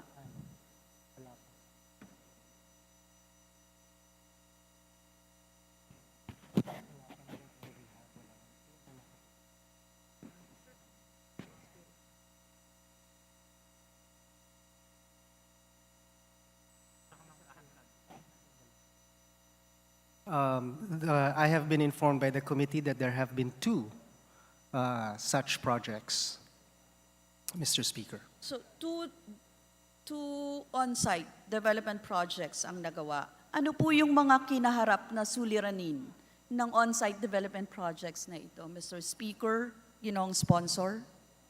Usually, Mr. Speaker, the problems are the lack of basic services and facilities in the horizontal land development. So facilities like water, sewage treatment, and so on makes it in sometimes more difficult to do on-site development, Mr. Speaker. Precisely, Mr. Speaker, Ginoong sponsor, yun po yung mga nagiging problema, no? Nagpo-propose po tayo ng ganito, pero in fact, yun pa rin, actually kahit po sa near city, off city, yan yung mga nagiging problema eh. Then etong on-site development din, yan din yung kakaharapin nating problema, Mr. Speaker, Ginoong sponsor. Supposedly, mas madali na para sa atin dahil on-site nga siya. Diba? Mr. Speaker, hindi ho necessarily mas madali mag-develop ng lupa kung meron na pong nakatira at siksikan na po ang mga tao. Mas madali pong mag-develop ng lupa pag wala pong masyadong nakatira. Mas mabilis po at mas mura ang land development pag hindi po marami or hindi dense ang mga residente sa lupa na yon, Mr. Speaker. Mr. Speaker, Ginoong sponsor, meron ding social cost, ano? Yung paglayo sa kanila. Actually, mas malaki ang social cost paglayo sa mga ISFs natin. Kasi if you are wondering ng mga example na yan, alam po namin yan sa baba, halimbawa sa Tondo, kung saan bumabalik ang mga ISFs natin because wala silang nakukuhang kahit ano, no, na trabaho dun sa malalayong lugar. Makikipagsiksikan at makikipagsiksikan talaga sila kung saan po pwede dahil doon may hanap buhay, Mr. Speaker, Ginoong sponsor. Yun po yung mga karanasan natin sa baba. So kung on-site po na development yung gusto natin, tapos ganito rin yung haharapin nating problema, Mr. Speaker, Mr. Sponsor, parang paano ito paano ito magagawa, Mr. Speaker? I know, Mr. Speaker, the last time na sinagot po ako ng sponsor niyan, ay comprehensive dapat natugunan ng gobyerno ang lahat.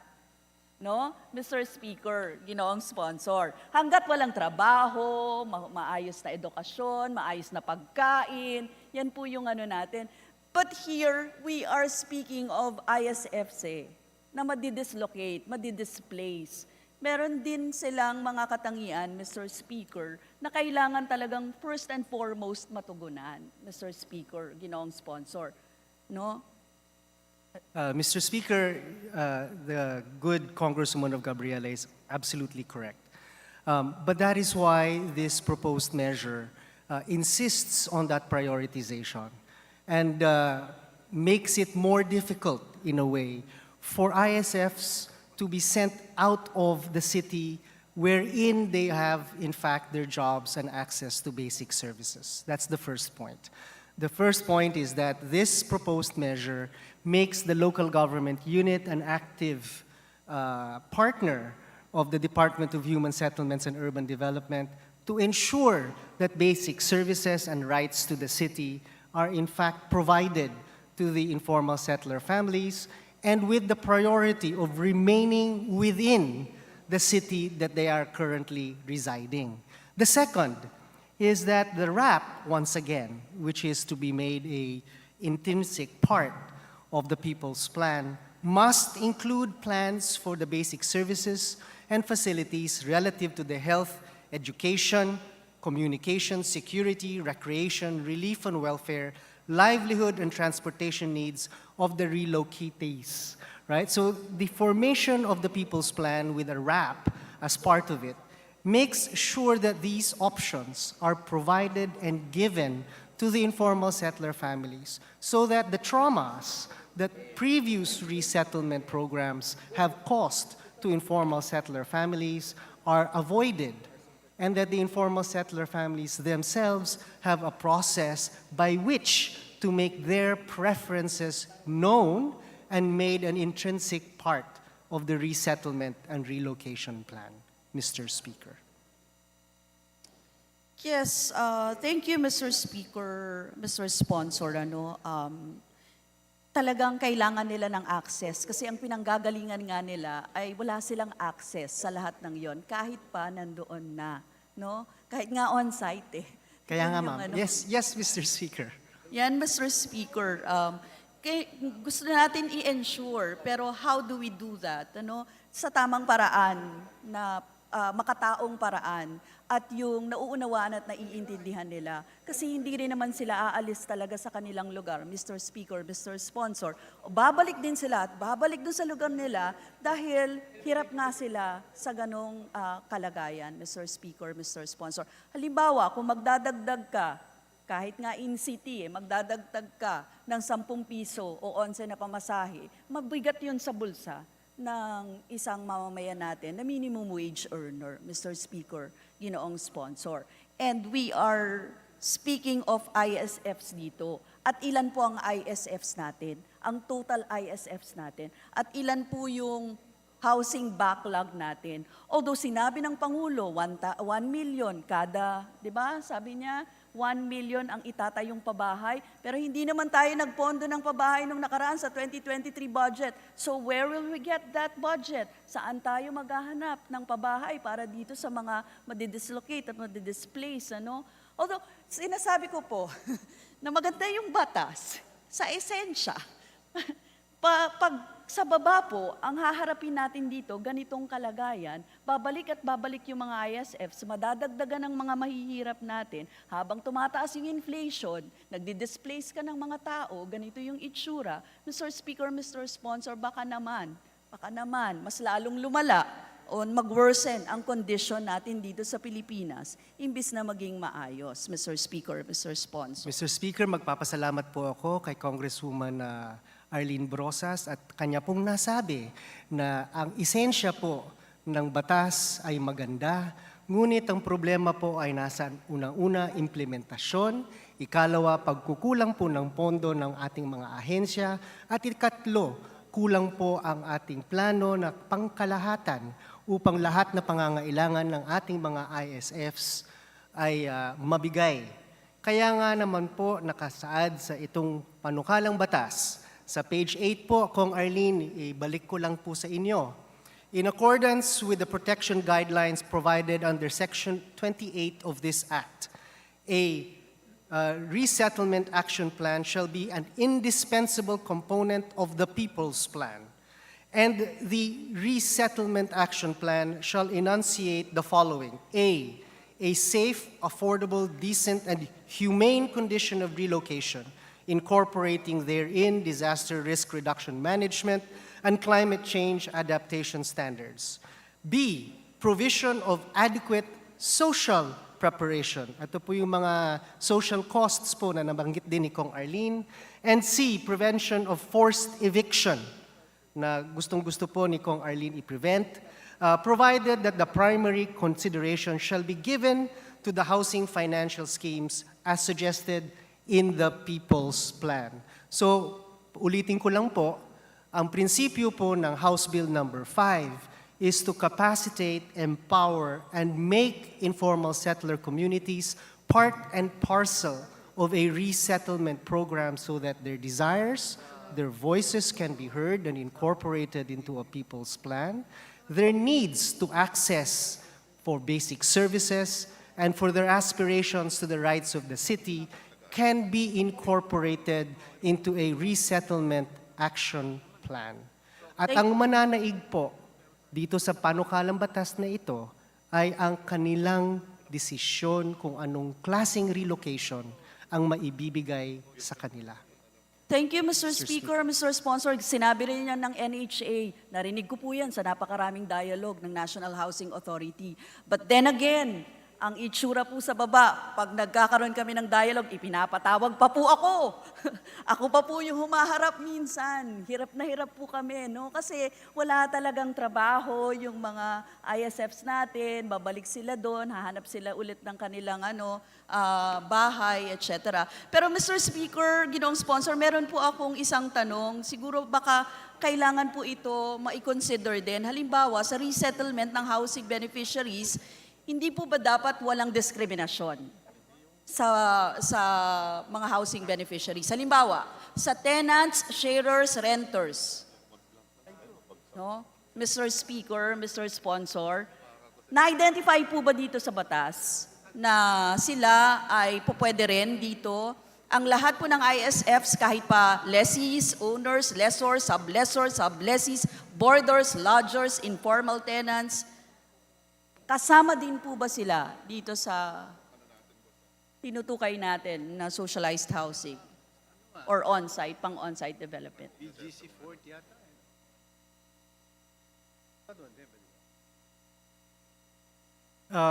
It does not specify the kinds of categories of informal settler families, except that they be households living in a lot without the consent of the property owners or with those without legal claim over the property they are occupying. The mode of their occupying that property is not, in fact, specified in the law, Mr. Speaker. Mr. Speaker, maaari po ba kaming magmungkahi na mailagay ang section kung saan hindi dapat nagde-discriminate, for example, no, ng mga ganitong mga hanggat sila ay nandoon sa lugar nila. So if we may be able to specify itong mga ito para nang sa ganon ay makatulong doon sa batas, no, na to fortify yung mga rights ng mga nakatira doon na ISFs. In the proper time, Mr. Speaker, the committee shall consider such amendments. Should the good Congresswoman provide us with the language and suggested language for that? Thank you, Mr. Speaker, Mr. Sponsor. Nakakadalawa na ako, Mr. Speaker, Mr. Sponsor, na mukhang hindi naman tatanggihan ng ating butihing sponsor, Mr. Speaker, ginoong sponsor. So, yun po, no? Yung last naman, ito tatanggihan na talaga to ng sponsor natin. Kasi ito po ay kaugnay doon sa pagpaparepeal ng section kung saan yung mode, yung demolition, yung pamamaraan ng demolition sa ating mga ISFs. Kasi po, yan ay ayaw namin, no? Kahit pa sa original, sa UDHA, no? Sa section ng UDHA, kung saan pinapayagan na or may mga pamamaraan ng pagde-demolish sa ating mga mamamayan. Ayaw po namin ang section na yan, Mr. Speaker, ginoong sponsor. Yun po yung last ko siguro doon. Mr. Speaker, I would have to once again, as I did last year, decline the request of the good Congresswoman from Gabriela, Section 28, that she wishes to repeal from the UDHA, stipulates very stringently the categories and the manner through which, if eviction or demolition can occur, is constrained by law through the justice system, or if they are in fact in danger zones wherein for the safety of the informal settler families themselves, the relocation is necessary. It is on very narrow conditions that demolition and evictions, as well as very narrow set of processes and procedures that they can occur under Section 28. Thank you, Mr. Speaker. Alam ko naman, Mr. Sponsor, na hindi ako mapagbibigyan dyan. Ang point lang, Mr. Speaker, Mr. Sponsor, kung talagang nag-agree ang lahat, wala naman talagang mangyayaring demolisyon. Kasi nga nag-agree yung lahat eh. So why put that dun sa batas? No, Mr. Speaker, I would simply like to clarify. May mangyayari pa rin po na demolition. Eviction yes. po ang hindi mangyayari. Oo, yun. Eviction, yan. Yung forced eviction, Mr. Speaker. Kasi yun po yung ayaw natin. Ano? Na talagang maging makatao tayo sa ating mga mamamayan kung hindi nila nakikita at nahihirapan silang isipin kung paano sila lilipat, di ba? Hindi naman pwedeng sapilitan, Mr. Speaker, ginoong sponsor. Last, siguro, panghuli na lang, Mr. Speaker. Alam kong hindi na... Salamat po. Yan doon, Mr. Speaker, ginoong sponsor. Una, yung point po ng karamihan sa mga dinedemolish na pamilya na lilipat sa malalayong lugar o probinsya, malayo sa kanilang trabaho at kabuhayan, isang malaking alwan po sa kanila kung magiging priority talaga ay on-site development. The first recourse, yun po yung aming gusto. And yung second ay yung usapin ng yung National Housing Authority at iba pang housing agencies talagang magpatupad ng socialized housing. Kasi sa balita po natin ngayon, ilan sa mga amortizations hindi nga nababayaran ng mga socialized housing natin. Bakit nagkakaganon? Tapos nag-uutang sila, nagdadagdag ng napakalaking utang. Hindi kasi nila na kinakaya na magbayad sa kasalukuyan. Hindi po natin gusto na maging negosyo yung mga pabahay, na magmumuka silang negosyo. Third po, sabi namin, first, kailangan disente. Second, abot kaya. At pampubliko, ang pangmasa, ang pabahay na meron tayo. Yun lang po. Maraming salamat, Mr. Speaker. Maraming salamat, ginoong sponsor. Maraming salamat, Congresswoman Brosas.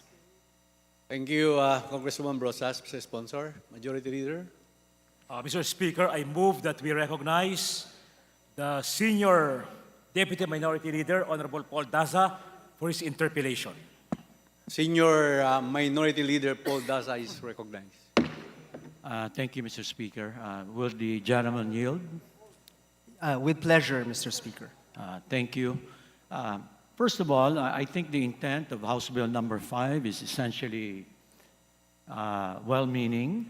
But I wanted to ask a few questions on the practicality of the so-called People's Plan or Resettlement Action Plan. Now, my understanding, if this bill is passed into law, there will be a legal requirement for such a plan. Is that correct? That is correct. And who would be approving such a plan?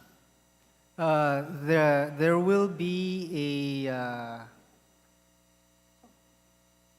there will be an agency involved depending on the program, and the LGU, I believe, is what's set up. And will the plan be taken to a vote by the affected beneficiaries?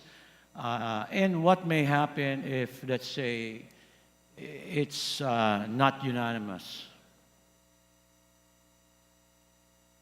That is outside the provisions as written. Well, that's my very point, Mr. Speaker. I think we all agree we should protect the interests of the ISFs. We should provide more benefits, livelihood, and other services. But I'm also equally concerned that in many situations, the relocation need to be done as quickly as practicable.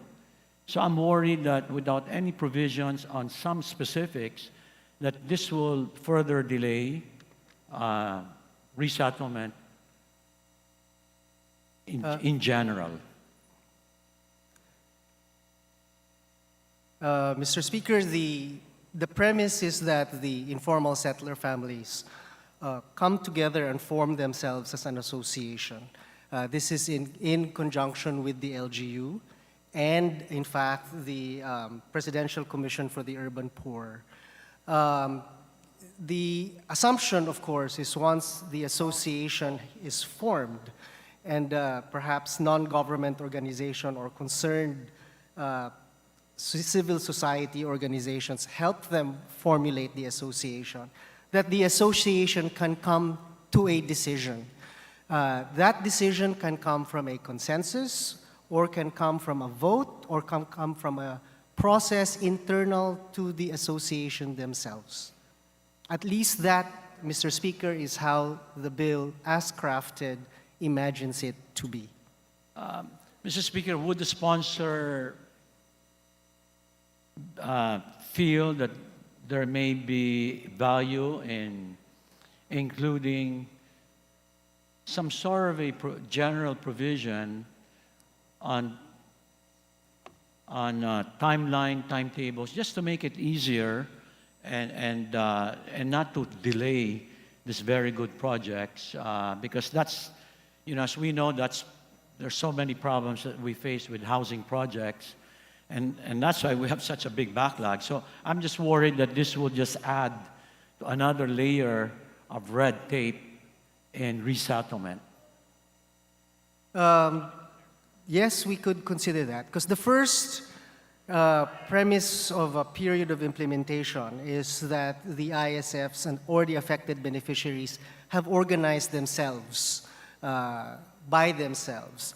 And the second one is if they are unable to do so in an expeditious manner, which generally would be the case, that this would be done by the implementing local government unit or agency with the assistance, again, of the Presidential Commission for the Urban Poor and the concerned civil society organization until such aggregation can be formed. If the good congressman from Samar wishes to provide further language for that second level of intervention to have a timeline, we would certainly be willing to consider it at the appropriate time. I appreciate that, Mr. Speaker, but I leave it up to the sponsor. I essentially support the bill, and I support the chairman of the Committee on Housing. I know his heart is into housing.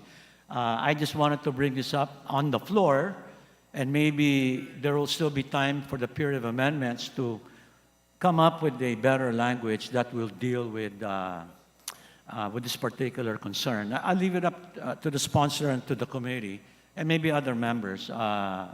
Now, let me move on to the second one, Mr. Speaker. Are there any appropriations provision in House Bill number 5? There are no appropriations provisions, Mr. Speaker. That's unfortunate, but I think this is such an important issue, housing, that it was a golden opportunity to include some sort of appropriations provision. But having said that, I'll leave it to the wisdom of the Honorable Benitez. But along the same lines, one of the strategies that's lacking in our government, which I think was highlighted in the past budget hearings, is the lack of coordination of various agencies that have funding. There are many good programs. For example, in TESDA, we have training programs. DSWD has intervention on livelihood, and even DOLE has livelihood programs. So is there a provision, since we don't have a provision on appropriations, on a convergence strategy that will help informal settler families to make the pain and the burden easier?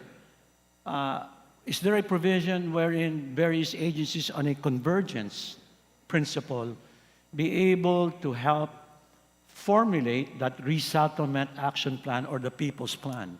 Yes, Mr. Speaker. First and foremost, I would like to clarify, there is no national appropriations provision. There is, however, in terms of the amendment. There is, however, a provision to provide under Section 42 of this Act, the allocation for the basic services and facilities may be sourced by the local government unit from their own monies, right? So one of the other intentions of making the local government units part and parcel of the resettlement of informal settler families, partners with the Department of Human Settlements, is in fact the devolution partly of housing according to the local government code.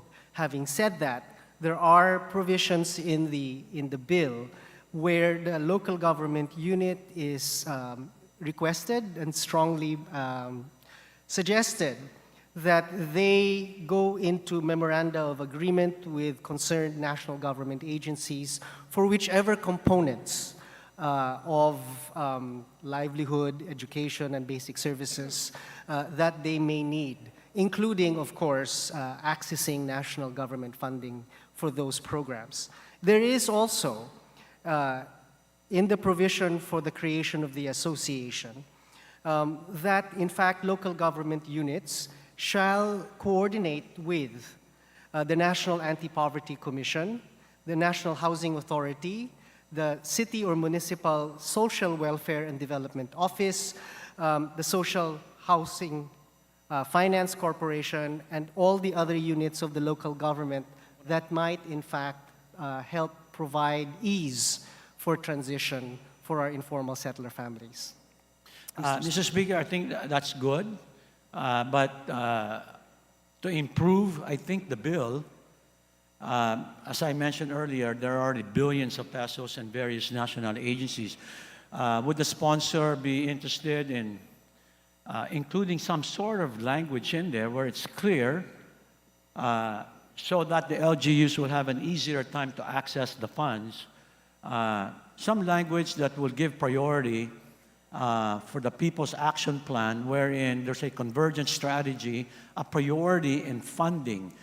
As I mentioned earlier, like TESDA training programs, DOLE livelihood programs, DSWD livelihood programs, assistance to individuals in crisis. I think there's value in putting some sort of language into that and giving some priorities, because housing is so critical and we're so behind. With a 6.5 million units backlog, it may serve this bill better to include some more language, prioritizing the convergence principle. Mr. Speaker, there is one specific to livelihood. After all, livelihood is a primary concern on Section 22. Section 22 of UDHA is amended as follows. To the extent feasible, socialized housing and resettlement programs shall be located near areas where employment opportunities are accessible.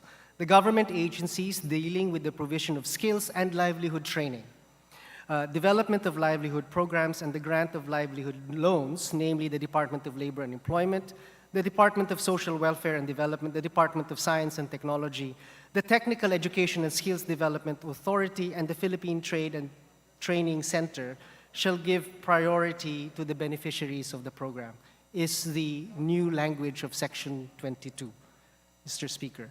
There is also language that says, on page 10 of the bill, the Department of Human Settlements and Urban Development and the Department of Finance, Bureau of Local Government Finance shall formulate the implementing rules and regulations on the cost-sharing mechanisms necessary to fully implement the provision of such and other basic services and facilities in conjunction with, in fact, the relocation of the beneficiaries, with the local government unit creating memoranda of agreement with the various national agencies that have funding for these types of programs.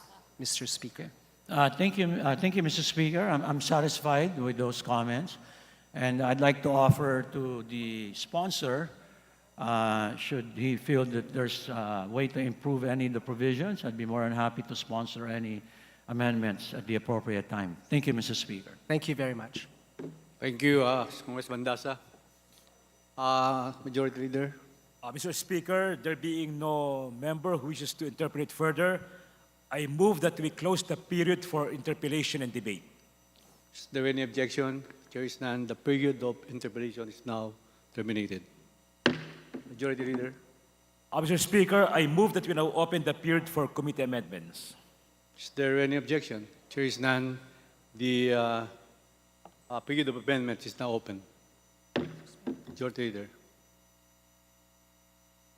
Mr. Speaker, there being no committee amendments, I move that we close the period for committee amendments. The period of amendment is now closed. Majority Leader.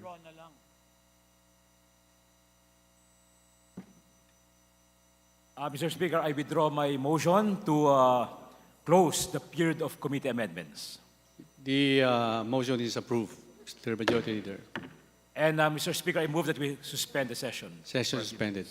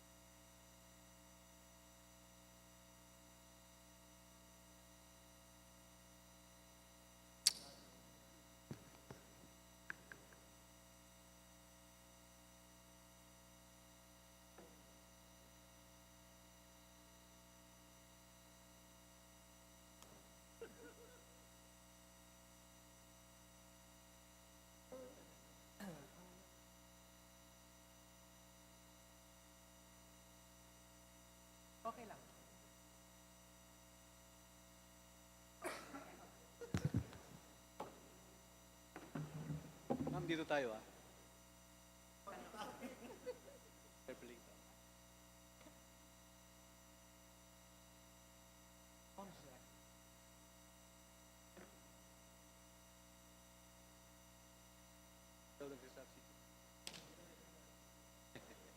Selfie tayo.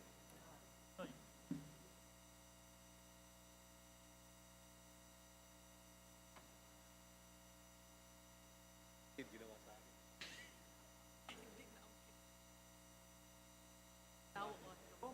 Hindi, joke lang.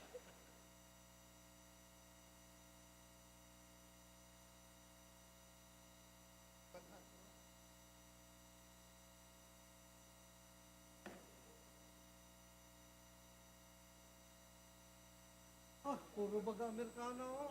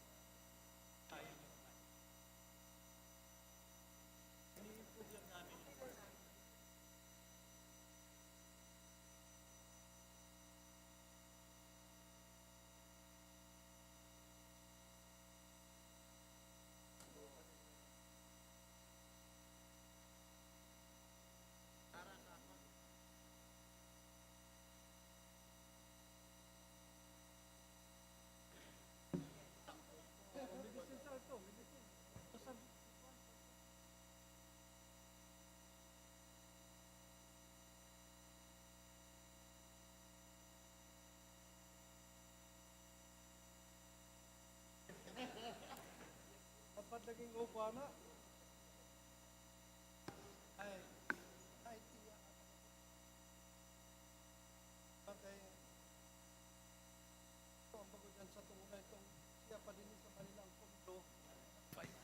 Session resumed. Majority Leader. Madam Speaker, I move that we suspend consideration of House Bill number 5. There's a motion to suspend consideration of House Bill number 5. Is there any objection? Hearing none, the motion is approved. Majority Leader. Madam Speaker, I move that we consider House Bill number 1509 under Committee Report 77 and request the Secretary General to read the title of the said bill. The Secretary General is directed to read the title of the measure. House Bill number 1509, an act declaring the city of San Jose del Monte in the province of Bulacan as human resource capital. Majority Leader. Madam Speaker, I move that we recognize the Honorable Rita Robes to sponsor the said bill. The Honorable Rita Robes is recognized to sponsor the measure. Thank you so much, Madam Speaker.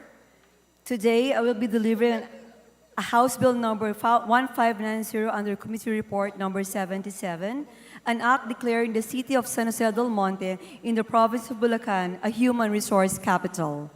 Mr. Speaker and distinguished colleagues, human resource plays a significant role in developing, reinforcing, and changing the culture for work organization. In human resource, there is an integrated use of training coupled with career development to improve the performance of an individual or a group, and overall organizational productivity as well. Relatively, human resource develops the competencies that employees need to perform the current job so as to prepare them for future roles through planned learning activities and capacity building. With all the given facts, the city of San Jose del Monte, Bulacan is conducive for human resource development. The city is home to some of the biggest resettlement areas in the Philippines whereby its working population skills and capabilities can be productively employed to provide them income opportunities to enhance their skills and knowledge on their chosen profession or vocation. Mr. Speaker, the main objective of this proposed measure is to produce the economic growth of the city of San Jose del Monte, Bulacan, and the well-being of its citizenship, where I belong. Among the salient points of these bills are, as one is to declare the San Jose del Monte City, Bulacan is a human resource capital. Mandates the development of labor and employment. The Technical Education Skills Development Authority and the Department of Trade and Industry, in cooperation with the city government of San Jose del Monte, Bulacan, shall formulate policies and implement plans and programs for the enhancement of the city's human resource, such as the establishment of training centers, the delivery of skills and livelihood training, programs, and promotion of quality technical vocational education. Mr. Speaker, may I now submit for plenary consideration House Bill number 1509 entitled An Act Declaring the City of San Jose del Monte, Bulacan in the province of Bulacan a human resource capital. Maraming salamat po, Mr. Speaker. Majority Leader. Madam Speaker, there be no member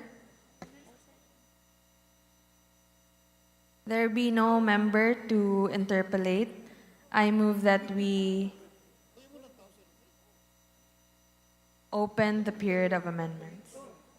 Wait. There's a motion.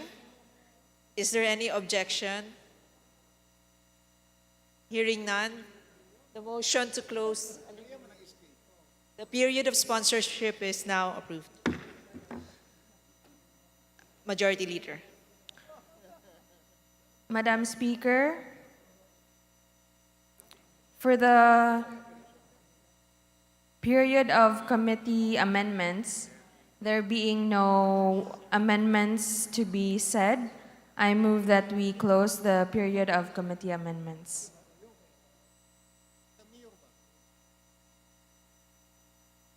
There's a motion to open the period of amendment. Is there any objection? Hearing none, the motion is approved. There is a motion to close the period of amendment. Hearing none. Is there any objection? Hearing none, the motion is approved. Majority Leader. Madam Speaker, the period of amendments is already closed. Now, I move that we vote the consideration on second reading of House Bill number 1509. There's a motion to terminate the period of amendment. Is there any objection? The chair hears none. The motion is approved. There is a motion to approve House Bill 1509 for second reading. Those are in favor say aye. Aye. Those are against say nay. The ayes have it. House Bill 1509 is now approved on second reading. Madam Speaker, I'd like to thank in behalf of the City of San Jose del Monte, maraming salamat po muli and magandang hapon. Majority Leader.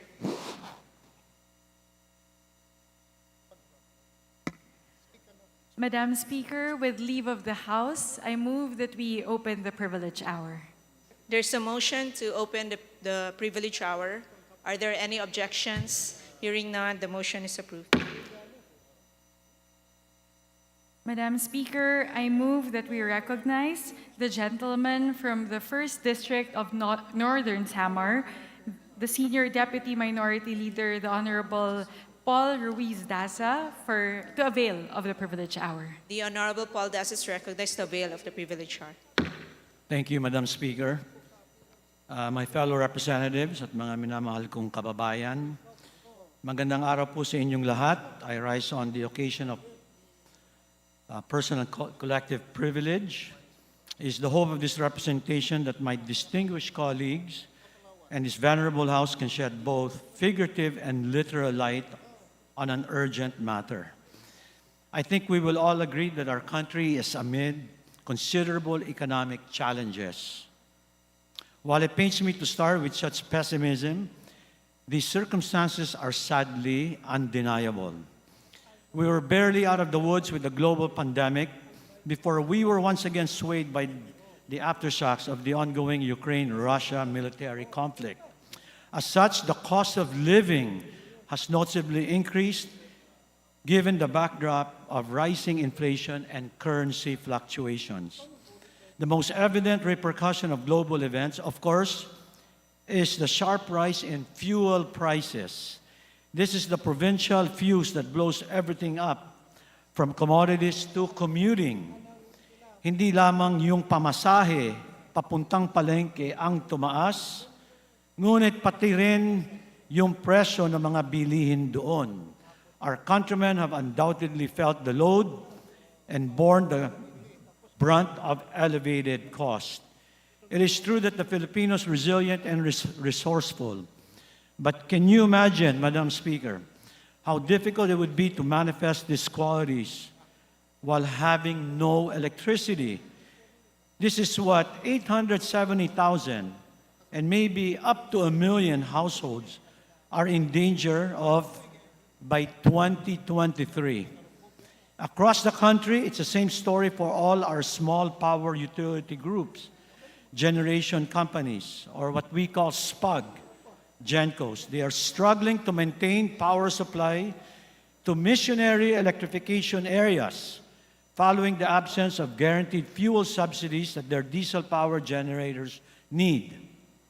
It turns out that the NAPOCOR, which should be providing the subsidies, can no longer acquire any fuel from suppliers because of its substantial unpaid debt.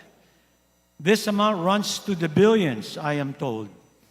Siyempre, bilang isang supplier, bakit ka patuloy na magsusupply sa isang creditor na sobrang bagal magbayad? These missionary areas that SPUG GENCOs cover can be found in around 34 provinces, including, Madam Speaker, Catanduanes, Marinduque, Masbate, Mindoro, Palawan, and parts of my province, Northern Samar, that I proudly represent. These are possibly millions of Filipinos that are in danger of being plunged into darkness. If you will recall, Madam Speaker, the NPC proposed a 45 billion budget for 2023. Unfortunately, as expressed by the DBM, General Tinonas, only 32 billion was allocated by the DBM, which is a 30% reduction. Ma'am General's fear and apprehension was obvious when she explained that rising costs and a reduced budget would unavoidably cause hundreds of power plants to close by July. Ang laki ng utang nila sa fuel suppliers, nabawasan pa sila ng budget. On the other hand, the DBM has officially denied the NPC's corporate operating budget was reduced. In fact, Secretary Mina Pangandaman further pointed out that the subsidy portion in their budget was actually raised from 3.8 to 5.07 billion. Moreover, the good secretary noted that their agency approved the release of 2.9 billion SARO to NPC on top of an existing 1.02 billion issued for SPUG, GENCOs in particular. With apologies to the House Speaker and my esteemed colleagues, I think it is best to articulate the following questions using the informal colloquial language of the Filipino layman. Ano ba talaga, kuya? May pera ba o wala? Bakit hindi makabayad ang NPC sa suppliers? Bakit walang krudo ang mga planta sa probinsya? Bakit kami mawawalan ng kuryente at magdudusa? This representation believes that to move forward, we must request the NPC for a detailed breakdown of their SPUG GENCO funding requirements and transactions. Now, if there's indeed appropriate funding for SPUG GENCOs, then something in the budget pipeline is broken. Because clearly, Madam Speaker, wala o kulang-kulang pa ang nakakarating sa fuel suppliers ng mga SPUG GENCOs natin. In fact, one of them, namely Sukelco, Sultan Kudarat Electric Cooperative, was forced to pay for 120,000 liters of diesel fuel directly from its own pockets, which is way beyond what is agreed to as a SPUG GENCO just to keep the lights on in multiple areas in Sultan Kudarat and nearby provinces like Maguindanao. Another example is Marinduque. The Torrijos Diesel Power Plant and Power Barge 120 had their own fuel deliveries, limited by Petron due to unsettled payments between the fuel supplier and NPC. Ang resulta, supply shortage, rotating brownouts na tinitiis ng mga kababayan natin. Lastly, I present an example from my constituency in the 1st District of Northern Samar, specifically the island municipality of Kapul. All 12 Kapul barangays are missionary electrification areas that are suffering from frequent brownouts. Let's be reminded of who and what gets sidelined when power supply comes up short. Students, employees, economic opportunities, and the modern quality of living of our fellow Filipinos. Developments on this issue, regrettably, have slowed down and devolved into a he said and she said situation between the NPC and DBM. But as the representatives of our districts, regardless of which agency's financial and audit books are ultimately proven to be correct, I believe that we should be obligated and invested in securing this basic human right for our constituents. Madam Speaker, this representation believes that as the People's House, it is imperative to urgently look into this matter and ascertain that the budget allocated to the sound operation of SPUGs and power plants and barges nationwide are appropriately and well utilized. The current situation the energy sector finds itself in suggests that such a course of action is due and as soon as possible. It is with these matters that we must truly exercise unity and ensure that the lights stay on in every Filipino household. I encourage my fellow representatives to exercise our constitutional powers of oversight so that we may, through investigation or remedial legislation, shed the necessary light on this issue. Thank you, Madam Speaker. Majority Leader. Madam Speaker, I move that we refer the privileged speech of the Honorable Paul Ruiz Daza to the Committee on Rules for its appropriate action. There's a motion. Are there any objections? Hearing none, the motion is approved. Majority Leader. Madam Speaker, I move that we terminate the privilege hour. There's a motion to terminate privilege hour. Is there any objections? Hearing none, the motion is approved. Majority Leader. Madam Speaker, I move that we suspend session for a few minutes. Session suspended.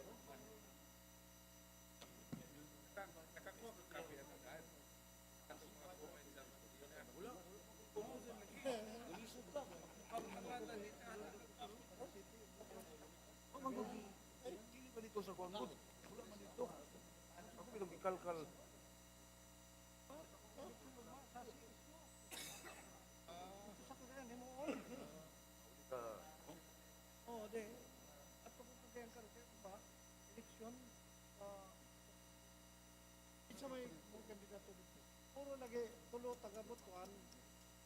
Ang duha, ang puro tanan kuan qualified. Ako na mag-abstain ba kay sa day manawag. Ako yan.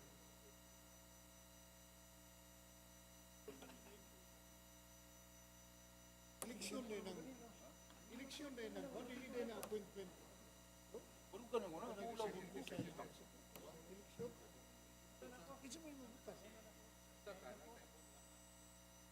Chairman sa higher education.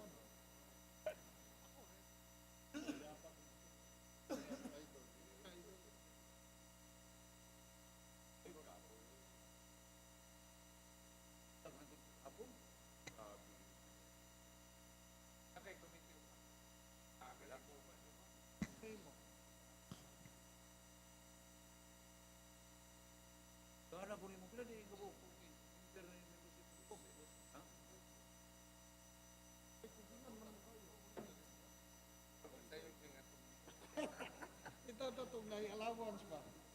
Lugar.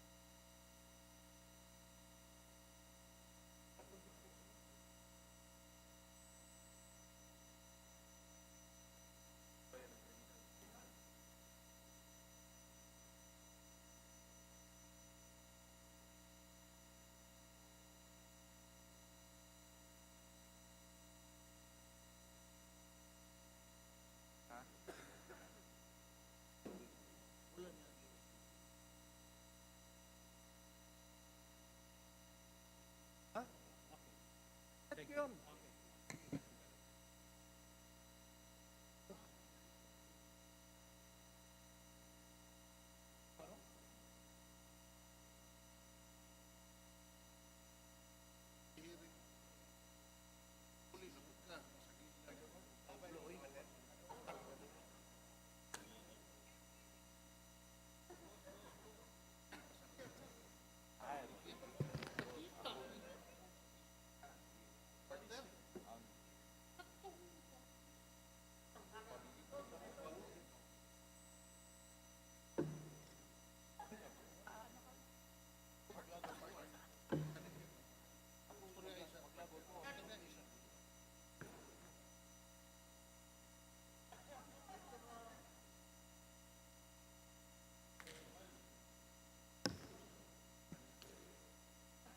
Session resumed.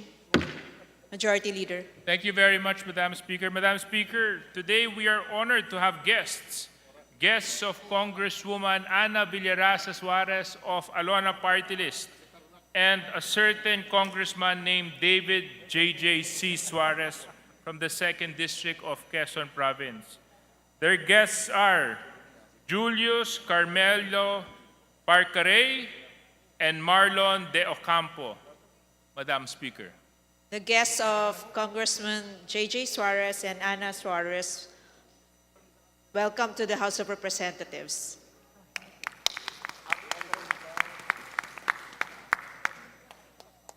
Majority Leader.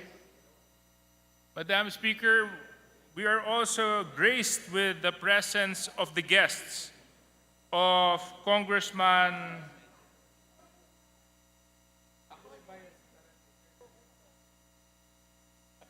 Richard Gomez from Ormoc. They are from the Office of the City Prosecutor, Ormoc City, Chief Prosecutor Benjamin Pongos Jr., Deputy Chief Prosecutor Erwin Pedrosa, Assistant City Prosecutor Melchor Dumlao, Assistant City Prosecutor Edward Sandoval, Assistant City Prosecutor Maria Kim Marquez Huban, Administrative Officer Number 4 Glenn Vergara, and from the Office of the Provincial Prosecutor of Leyte, Assistant Provincial Prosecutor Johanna Jean Clemencio. City Housing po. To the guests of the Honorable Richard Gomez, welcome to the House of Representatives.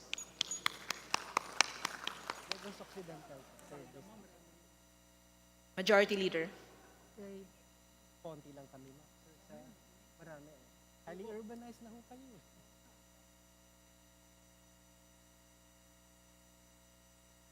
Madam Speaker, for additional reference of business, may we direct the Secretary General to please read the said measures. The Secretary General is directed to read the titles of the resolutions and committee reports.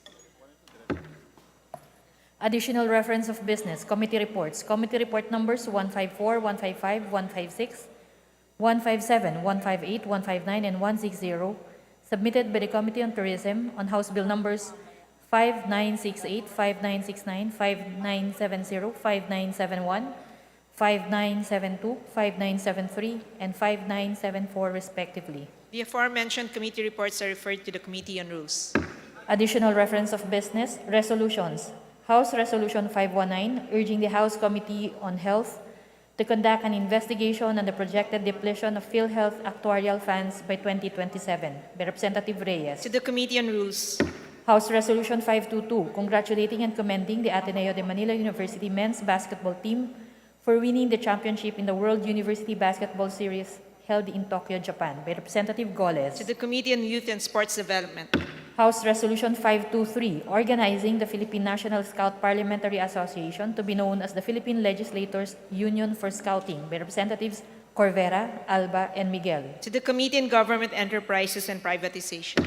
House Resolution 524, urging the Committee on Foreign Affairs and Committee on Overseas Workers' Affairs to investigate the imposition of new exorbitant schedule of fees for the consular services of Philippine embassies and consulates in the Eurozone, by Representatives Brosas, Castro Franz, and Manuel. To the Committee on Rules. House Resolution 525, directing the Committee on Good Government and Public Accountability to conduct an inquiry on the unceasing conduct of some local government units in violation of Republic Act Number 4136, otherwise known as the Land Transportation and Traffic Code, and blatant disregard of established rules and jurisprudence, particularly on the confiscation of driver's licenses, by Representative Bosita. To the Committee on Rules. House Resolution 526, urging the National Electrification Administration to assist Davao Oriental Electric Cooperative Incorporated to improve its services in Davao Oriental, by Representative Almario. To the Committee on Energy. House Resolution 527, commending and congratulating Jose Efren Bagamasbad for bagging the gold in the 2022 ASEAN Senior Chess Championship in Auckland, New Zealand, and for attaining the title of International Master, by Representative Mariano Hernandez. To the Committee on Youth and Sports Development. House Resolution 528, commending and congratulating Maggie Ochoa for clinching the gold medal in the women's 48-kilogram division of the 2022 JJIF Jiu-Jitsu World Championship in Abu Dhabi, United Arab Emirates by Representative Mariano Hernandez. To the Committee on Youth and Sports Development. House Resolution 529, commending and congratulating Kimberly Ann Custodio for clinching the gold medal in the women's 45-kilogram division of the 2022 JJIF Jiu-Jitsu World Championship in Abu Dhabi, United Arab Emirates by Representative Mariano Hernandez. To the Committee on Youth and Sports Development. House Resolution 530, expressing the profound condolences of the House of Representatives to the family of Mr. Daniel Danny Morales Javier, lead vocalist of the Apo Hiking Society, a Filipino musical group and one of the pillars of original Filipino music, OPM, by Representatives Romualdez Ferdinand Martin, Dalipe, Libanan, Marcos, Romualdez Yada Marie, and Asidre. To the Committee on Rules. House Resolution 531, expressing the sincerest and profound gratitude and appreciation of the members of the House to the volunteers and private entities who extended their time, effort, and resources during the relief operations conducted by the House of Representatives for those affected by severe tropical storm Paeng, by Representatives Romualdez Ferdinand Martin, Dalipe, Libanan, Marcos, Romualdez Yada Marie, Asidre, and Zuarez. To the Committee on Rules. Majority Leader. Thank you very much, Madam Speaker. Madam Speaker, I move for the change of referral of following measures. House Bill number 1498, establishing the use of ecological waste to energy management system from the Committee on Ecology to the Committees on Ecology and Energy. So moved, Madam Speaker. House Bill number 5676, defining salt as an aquatic resource and establishing a comprehensive salt industry enhancement program from the Committee on Aquaculture and Fisheries Resources to the Committee on Agriculture and Food. So moved, Madam Speaker. There's a motion for the change of referral of the following mentioned measures. Is there any objection? The Chair hears none. The motion is approved. Majority Leader. Madam Speaker, I move that we approve Journal number 24, dated November 7, 2022. There's a motion to approve Journal number 24, November 7, 2022. Is there any objection? The Chair hears none. The journal is approved. Thank you very much, Madam Speaker. Majority Leader. Madam Speaker, I move that we resume the consideration of House Bill 5 under Committee Report number 65 and request the Secretary General to read the said bill. The Secretary General is directed to read the title of the measure. House Bill number 5, an act establishing an on-site, in-city, near-city, or off-city local government resettlement program for informal settler families in accordance with the People's Plan and mandating the implementing local government units jointly with the Department of Human Settlements and Urban Development in cases of near-city or off-city resettlement to provide other basic services and livelihood components in favor of the recipient local government unit, amending for the purpose Republic Act number 7279 as amended, otherwise known as the Urban Development and Housing Act of 1992. Majority Leader. Madam Speaker, I move that we recognize the Honorable Francisco Benitez, the chairperson of the Committee on Housing and Urban Development, to sponsor the said bill. The Honorable Kiko Benitez is recognized to sponsor the measure. We are ready, Madam Speaker, to entertain individual amendments to the measure. Majority Leader. Madam Speaker, the parliamentary status of the measure is that we have terminated the period of sponsorship and debate. So now I move that we open the period of amendments. There's a motion to open the period of amendments. Is there any objection? The Chair hears none. The motion is approved. Majority Leader.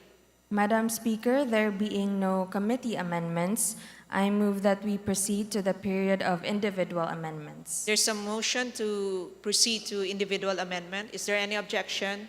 The Chair hears none. The motion is approved. Majority Leader.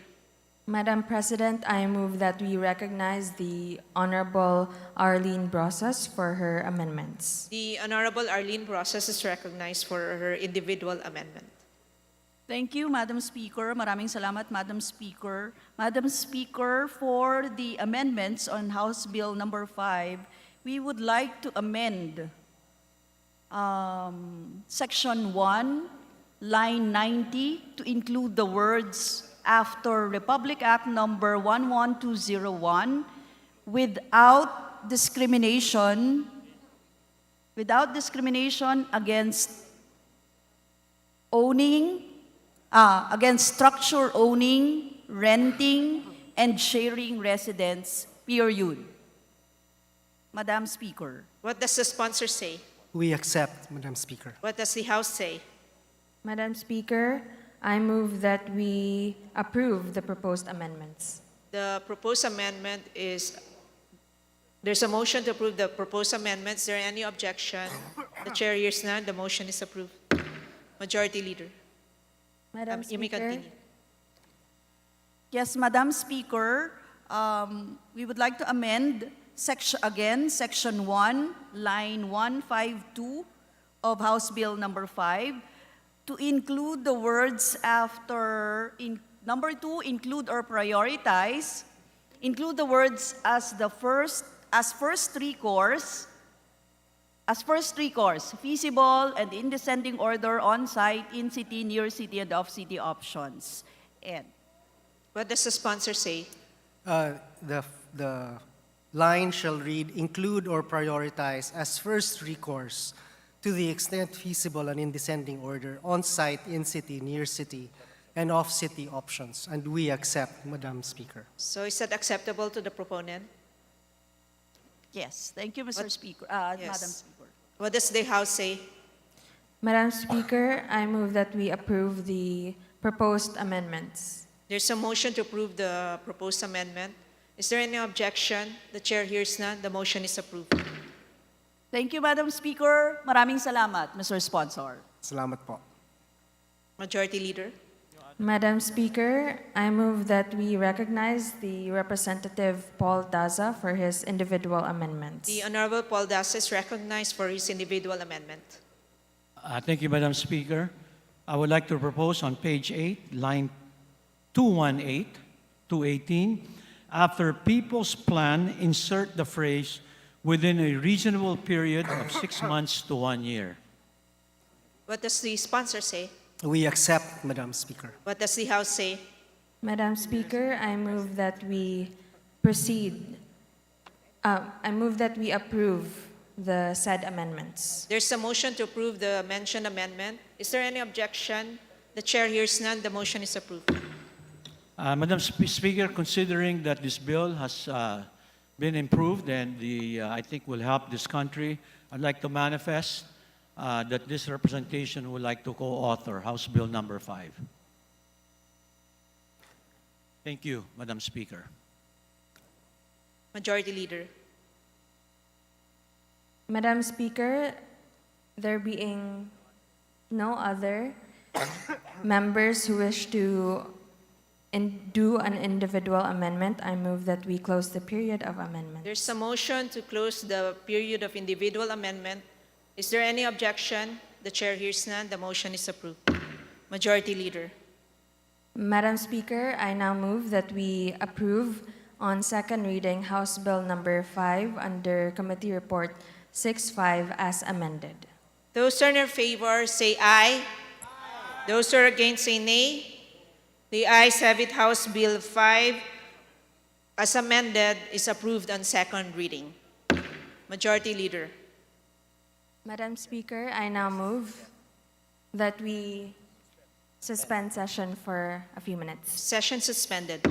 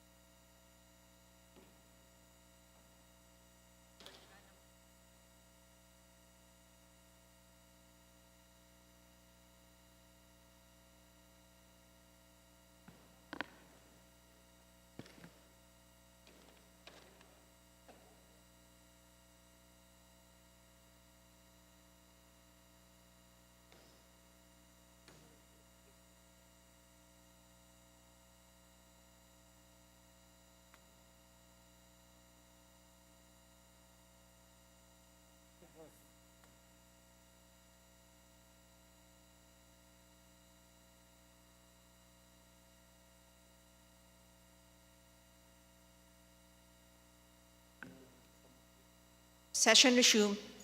Majority Leader. Madam Speaker, may we recognize the guests of the Honorable Reynolds Michael T. Tan from the 2nd District of Samar. May we recognize Vice Mayor Maria Judith O. Marks, Vice Mayor Eva Castillo, Ms. Lucy A. Rivera, and Ms. Rina Nacional. The guests of Honorable Michael Tan, Vice Mayor Maria Judith O. Marks, Vice Mayor Eva Castillo, Lucy A. Rivera, and Rina Nacional, welcome to the House of Representatives. Madam Speaker, may we also please recognize the guests of the Honorable Glona G. Labad-Labad from the 2nd District of Zamboanga del Norte. First, may we recognize Mayor Alberto Ali Bongkawel, Mayor of Siayan, Zamboanga del Norte, Mr. Gilbert Bongkawel, and Cyril Bongkawel. To the guests of the Honorable Glona Labad-Labad, Alberto Ali Bongkawel, Mayor of Siawan, Zamboanga del Norte, Gilbert Bongkawel, and Cyril Bongkawel, welcome to the House of Representatives. Majority Leader. Madam Speaker, I move that we consider House Bill number 5693 under Committee Report number 95 and that the Secretary General be directed to read the title of the bill. The Secretary General is directed to read the title of the bill. House Bill number 5693, an act declaring the first day of February of every year as National Hijab Day and promoting an understanding of the Muslim tradition of wearing a hijab. Majority Leader. Madam Speaker, I move that we recognize the Honorable Muhammad Khalil Dimaporo for his sponsorship speech. The Honorable Dimaporo is recognized for his sponsorship speech. Auzu billahi minash shaitani rahim. Bismillahirrahmanirrahim. Speaker, colleagues, Assalamu alaikum wa rahmatullahi wa barakatuh. It is my privilege to present and sponsor the substitute bill number 5693 under Committee Report number 95 entitled An Act Declaring the First Day of February of every year as National Hijab Day and promoting an understanding of the Muslim tradition of wearing a hijab. This bill empowers the National Commission on Muslim Filipinos to be the lead agency in promoting and raising consciousness about the practice of wearing a hijab, with the purpose of deepening the understanding of the hijab as a lifestyle choice amongst Muslim women. Through the NCMF, an awareness program shall be established on the first day of February to encourage government institutions, schools, and the private sector to participate and observe National Hijab Day so that employees and students can appreciate its importance in Muslim tradition. I'd like to acknowledge the principal authors, Representative Bai Dimpol Mastura and Deputy Minority Leader Mujib Hataman, whose House bills have become the first product of the Committee on Muslim Affairs in the 19th Congress. But more importantly, for filing legislation that will foster greater understanding between Muslims and Christians. House Bill 5693, should it be enacted into law, shall be added to the repertoire in our legislation that reinforces the claim that our country and our institutions are inclusive of all members of Filipino society by promoting the Muslim minority's culture and traditions. In this case, a Muslim woman's reason for wearing a hijab. So I appeal to my colleagues, Madam Speaker, for consideration and approval of House Bill number 5693 under Committee Report number 95, the National Hijab Day Act. Thank you, Madam Speaker, dear colleagues. Assalamu alaikum wa rahmatullahi wa barakatuh. Majority Leader. Madam Speaker, I move that we open the period of interpellation and debate. There's a motion to open the period of interpellation and debate. Is there any objection? The Chair hears none. The motion is approved. Madam Speaker, there being no member who wishes to interpellate, I move that we close the period of interpellation and debate. There's a motion to close the period of interpellation and debate. Is there any objection? The Chair hears none. The motion is approved. Majority Leader. Madam Speaker, I move that we open the period of committee amendments. There's a motion to open the period of committee amendments. Is there any objection? The chair hears none. The motion is approved. Madam Speaker, there being no committee amendment, I move that we close the period for committee amendments. There's a motion to close the period of amendments. Is there any objection? The chair hears none. The motion is approved. Majority Leader. Madam Speaker, I move that we open the period for individual amendments. There's a motion to open the individual amendment. Is there any objection? The chair hears none. The motion is approved. Madam Speaker, there being no member who wishes to propose individual amendments, I move that we close the period for individual amendments. There's a motion to close the period of individual amendment. Is there any objection? The chair hears none. The motion is approved. Majority Leader. Madam Speaker, I move that we approve on second reading House Bill number 5693. Those who are in favor say aye. Aye. Those who are against say nay. The ayes have it. House Bill 5693 is approved on second reading. Congratulations. Majority Leader. Madam Speaker, for the business for today, I move that we adopt these said resolutions. House Resolution 530, a resolution expressing the profound condolences of the House of Representatives to the family of Mr. Daniel Danny Morales Javier, lead vocalist of the famous group Apo Hiking Society, a Filipino musical group and one of the pillars of the original Filipino music, or OPM, in consolidation with House Resolution 514. Number 2, Madam Speaker, Those who are in favor say aye. Aye. Those who are against say nay. The ayes have it. The House Resolution 530 is hereby adopted. I move that we further adopt and take up House Resolution 531 and request that the Secretary General read the title of the said House Resolution. The Secretary General is directed to read the House Resolution. House Resolution number 531, resolution expressing the sincerest and profound gratitude and appreciation of the members of the House of Representatives to the volunteers and private entities who extended their time, effort, and resources during the relief operations conducted by the House of Representatives for those affected by severe tropical storm Paeng.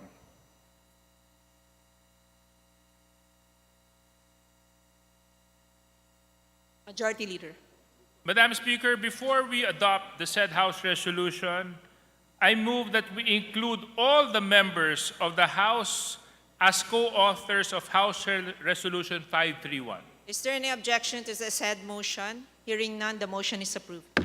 Majority Leader. I move for the adoption of House Resolution 531. All those in favor say aye.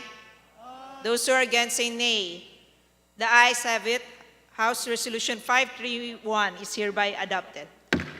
Majority Leader. Madam Speaker, I move that we suspend session. Session suspended.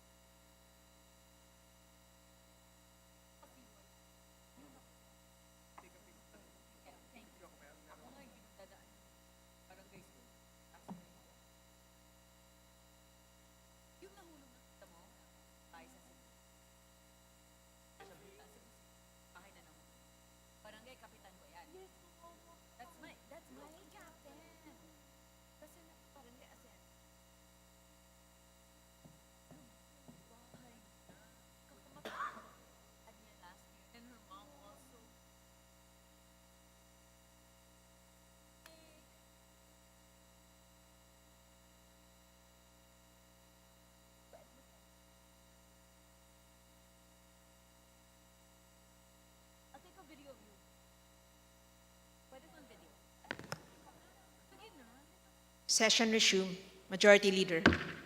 Madam Speaker, on the part of the majority, I move to elect the following members to the various committees as follows. To the Committee on Agrarian Reform as Vice Chairpersons, Quaresma Luisa Loren, Celeste Arthur F., Haresco Teodorico Jr. As members, Garcia Dante S., Labad Glona G., Olivares Edwin L., Corvera Dale B. To the Committee on Aquaculture and Fisheries Resources as member, Tantambut Sherney A. To the Committee on Banks and Financial Intermediaries as members, Haresco Teodorico Jr., Joniso Ernesto Jr. M. To the Committee on Basic Education and Culture as member, Tariela Leodi Odi F. To the Committee on Civil Service and Professional Regulation as members, Tan Tambut Sherney A., Tan Samir A., Dimaporo Mohammed Khalid Q., Olivares Edwin L., Agarao Maria Hamina Catherine. To the Committee on Constitutional Amendments as members, Corvera Dale B. Pimentel Johnny T. To the Committee on Dangerous Drugs as members, Dimaporo Mohammed Khalid Q. Zamora Isabel Maria. To the Committee on Ethics and Privileges as member, Martinez Eric M. To the Committee on Flagship Programs and Projects, as members Tiangco Tobias, Reynold M., Pimentel, Johnny T., Tan Tambut, Sherney A., Tan Samir A., Briones Nicanor. To the Committee on Foreign Affairs, as members Alonte Marilenlen B., Villarasa Suarez, Ana Marie. To the Committee on Good Government and Public Accountability, as members Villanueva, Eduardo Bro, Eddie C., Biron, Janelle G., Tariela Leodi F. To the Committee on Human Rights, as members Dimaporo Mohamed Khalid Q., Gonzaga, Ruel Peter. To the Committee on Indigenous Cultural Communities and Indigenous Peoples, as member Manikis Doris E. To the Committee on Justice, as member Tan Tambut Sherney A. To the Committee on Metro Manila Development, Cheng Erwin C. To the Committee on National Defense and Security, as Vice Chairperson Sally Dimzar M. Cardema, Jixie May, Tariela Leodi Odi F. To the Committee on Natural Resources, as member Tan Joseph S. To the Committee on Population and Family Relations, Villanueva, Eduardo C. To the Committee on Poverty Alleviation, as members Tan Tambut, Sherney A., Pimentel, Johnny T., Villanueva, Eduardo C., Rilio, Marvin D., Manikis, Doris E. To the Committee on Public Accounts, as members Villanueva, Eduardo C., Gonzaga, Ruel Peter, Co., Olga Arati, Rama, Eduardo R. To the Committee on Public Information, as members Sakdalan, Joselito Joel S., Gomez, Richard I. To the Committee on Public Order and Safety, as members Tan Samir A., Ortega, Francisco Paulo V. To the Committee on Public Works and Highways, as members Olivares Edwin L., Tan Tambut Sherney A., Tan Samir A., Briones Nicanor M. To the Committee on Revision of Laws, as members Dimaporo Mohamed Khalid Q., Gonzaga, Ruel Peter. To the Committee on Sustainable Development Goals, as members Singson Richelle Reyes Ray Florence T. To the Committee on Transportation, as members Haresco Teodorico Jr., Biron, Ferjanel G., Tan Tambut, Sherney A. To the Committee on Visayas Development, as members Tutor Christine Alexi B., Veloso Tuason Ana Victoria.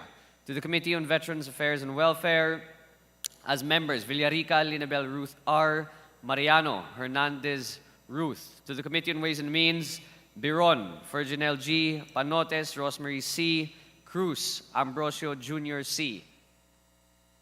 There's To the Committee on Welfare of Children, to the Committee on the Welfare of Children, as Vice Chairpersons Tan Tambut Sherney A., Singson Richelle. To the Committee on Women and Gender Equality, as Vice Chairperson Zamora Isabel Maria J. As members Villanueva Eduardo C., Villarica Linabel Ruth R., Labad Labad Glona G. To the Special Committee on East ASEAN Growth Area, as member Dayang Hirang Nelson L. To the Special Committee on Food Security, as Vice Chairperson Reyes Ray Florence T. As member Briones Nicanor M. To the Special Committee on Globalization and WTO, as members Gomez Richard I. Dimaporo Mohamed Q. To the Special Committee on Peace, Reconciliation, and Unity, as members Olaso Kimer Adan T. Saulog Irene Gay F. Arbison Munir Jr. N. Co. Angelica Natasha Matibag, Rene Ann Lourdes G. Kua, Midi N. Gomez, Richard I. Sally, Dimsar M. Sakdalan, Joselito S. Dimaporo, Mohamed Khalid Q. To the Special Committee on Persons with Disabilities, as members Tan Tambut Sherney A., Co. Wilton Tonton T. Zamora, Isabel Maria J. To the Special Committee on Reforestation, as members U. Divina Grace C. Gonzaga, Ruel Peter. To the Special Committee on Southern Tagalog Development, as Vice Chairperson Reyes Ray Florence T. To the Special Committee on Strategic Intelligence, as members U. Divina Grace C. Vergara Rosana Ria V. To the Special Committee on West Philippine Sea, as members U. Divina Grace C. Gonzaga Ruel Peter. I so move, Madam Speaker. There's a motion for the election of the aforementioned members to the different committees. Is there any objection? The chair hears none. The motion is approved. Congratulations. Majority Leader. Madam Speaker, I move to suspend session for a few minutes. Session suspended.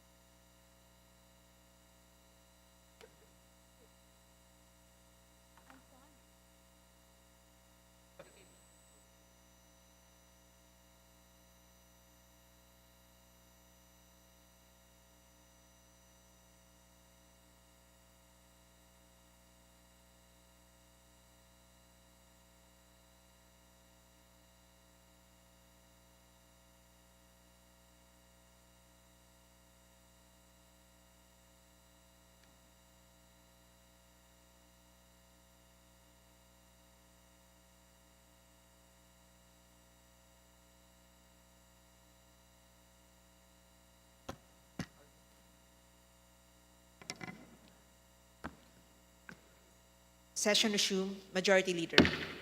Madam Speaker, I move that we adjourn session until November 14, 2 p.m. next week. Sessions adjourned until November 14 at 2 p.m.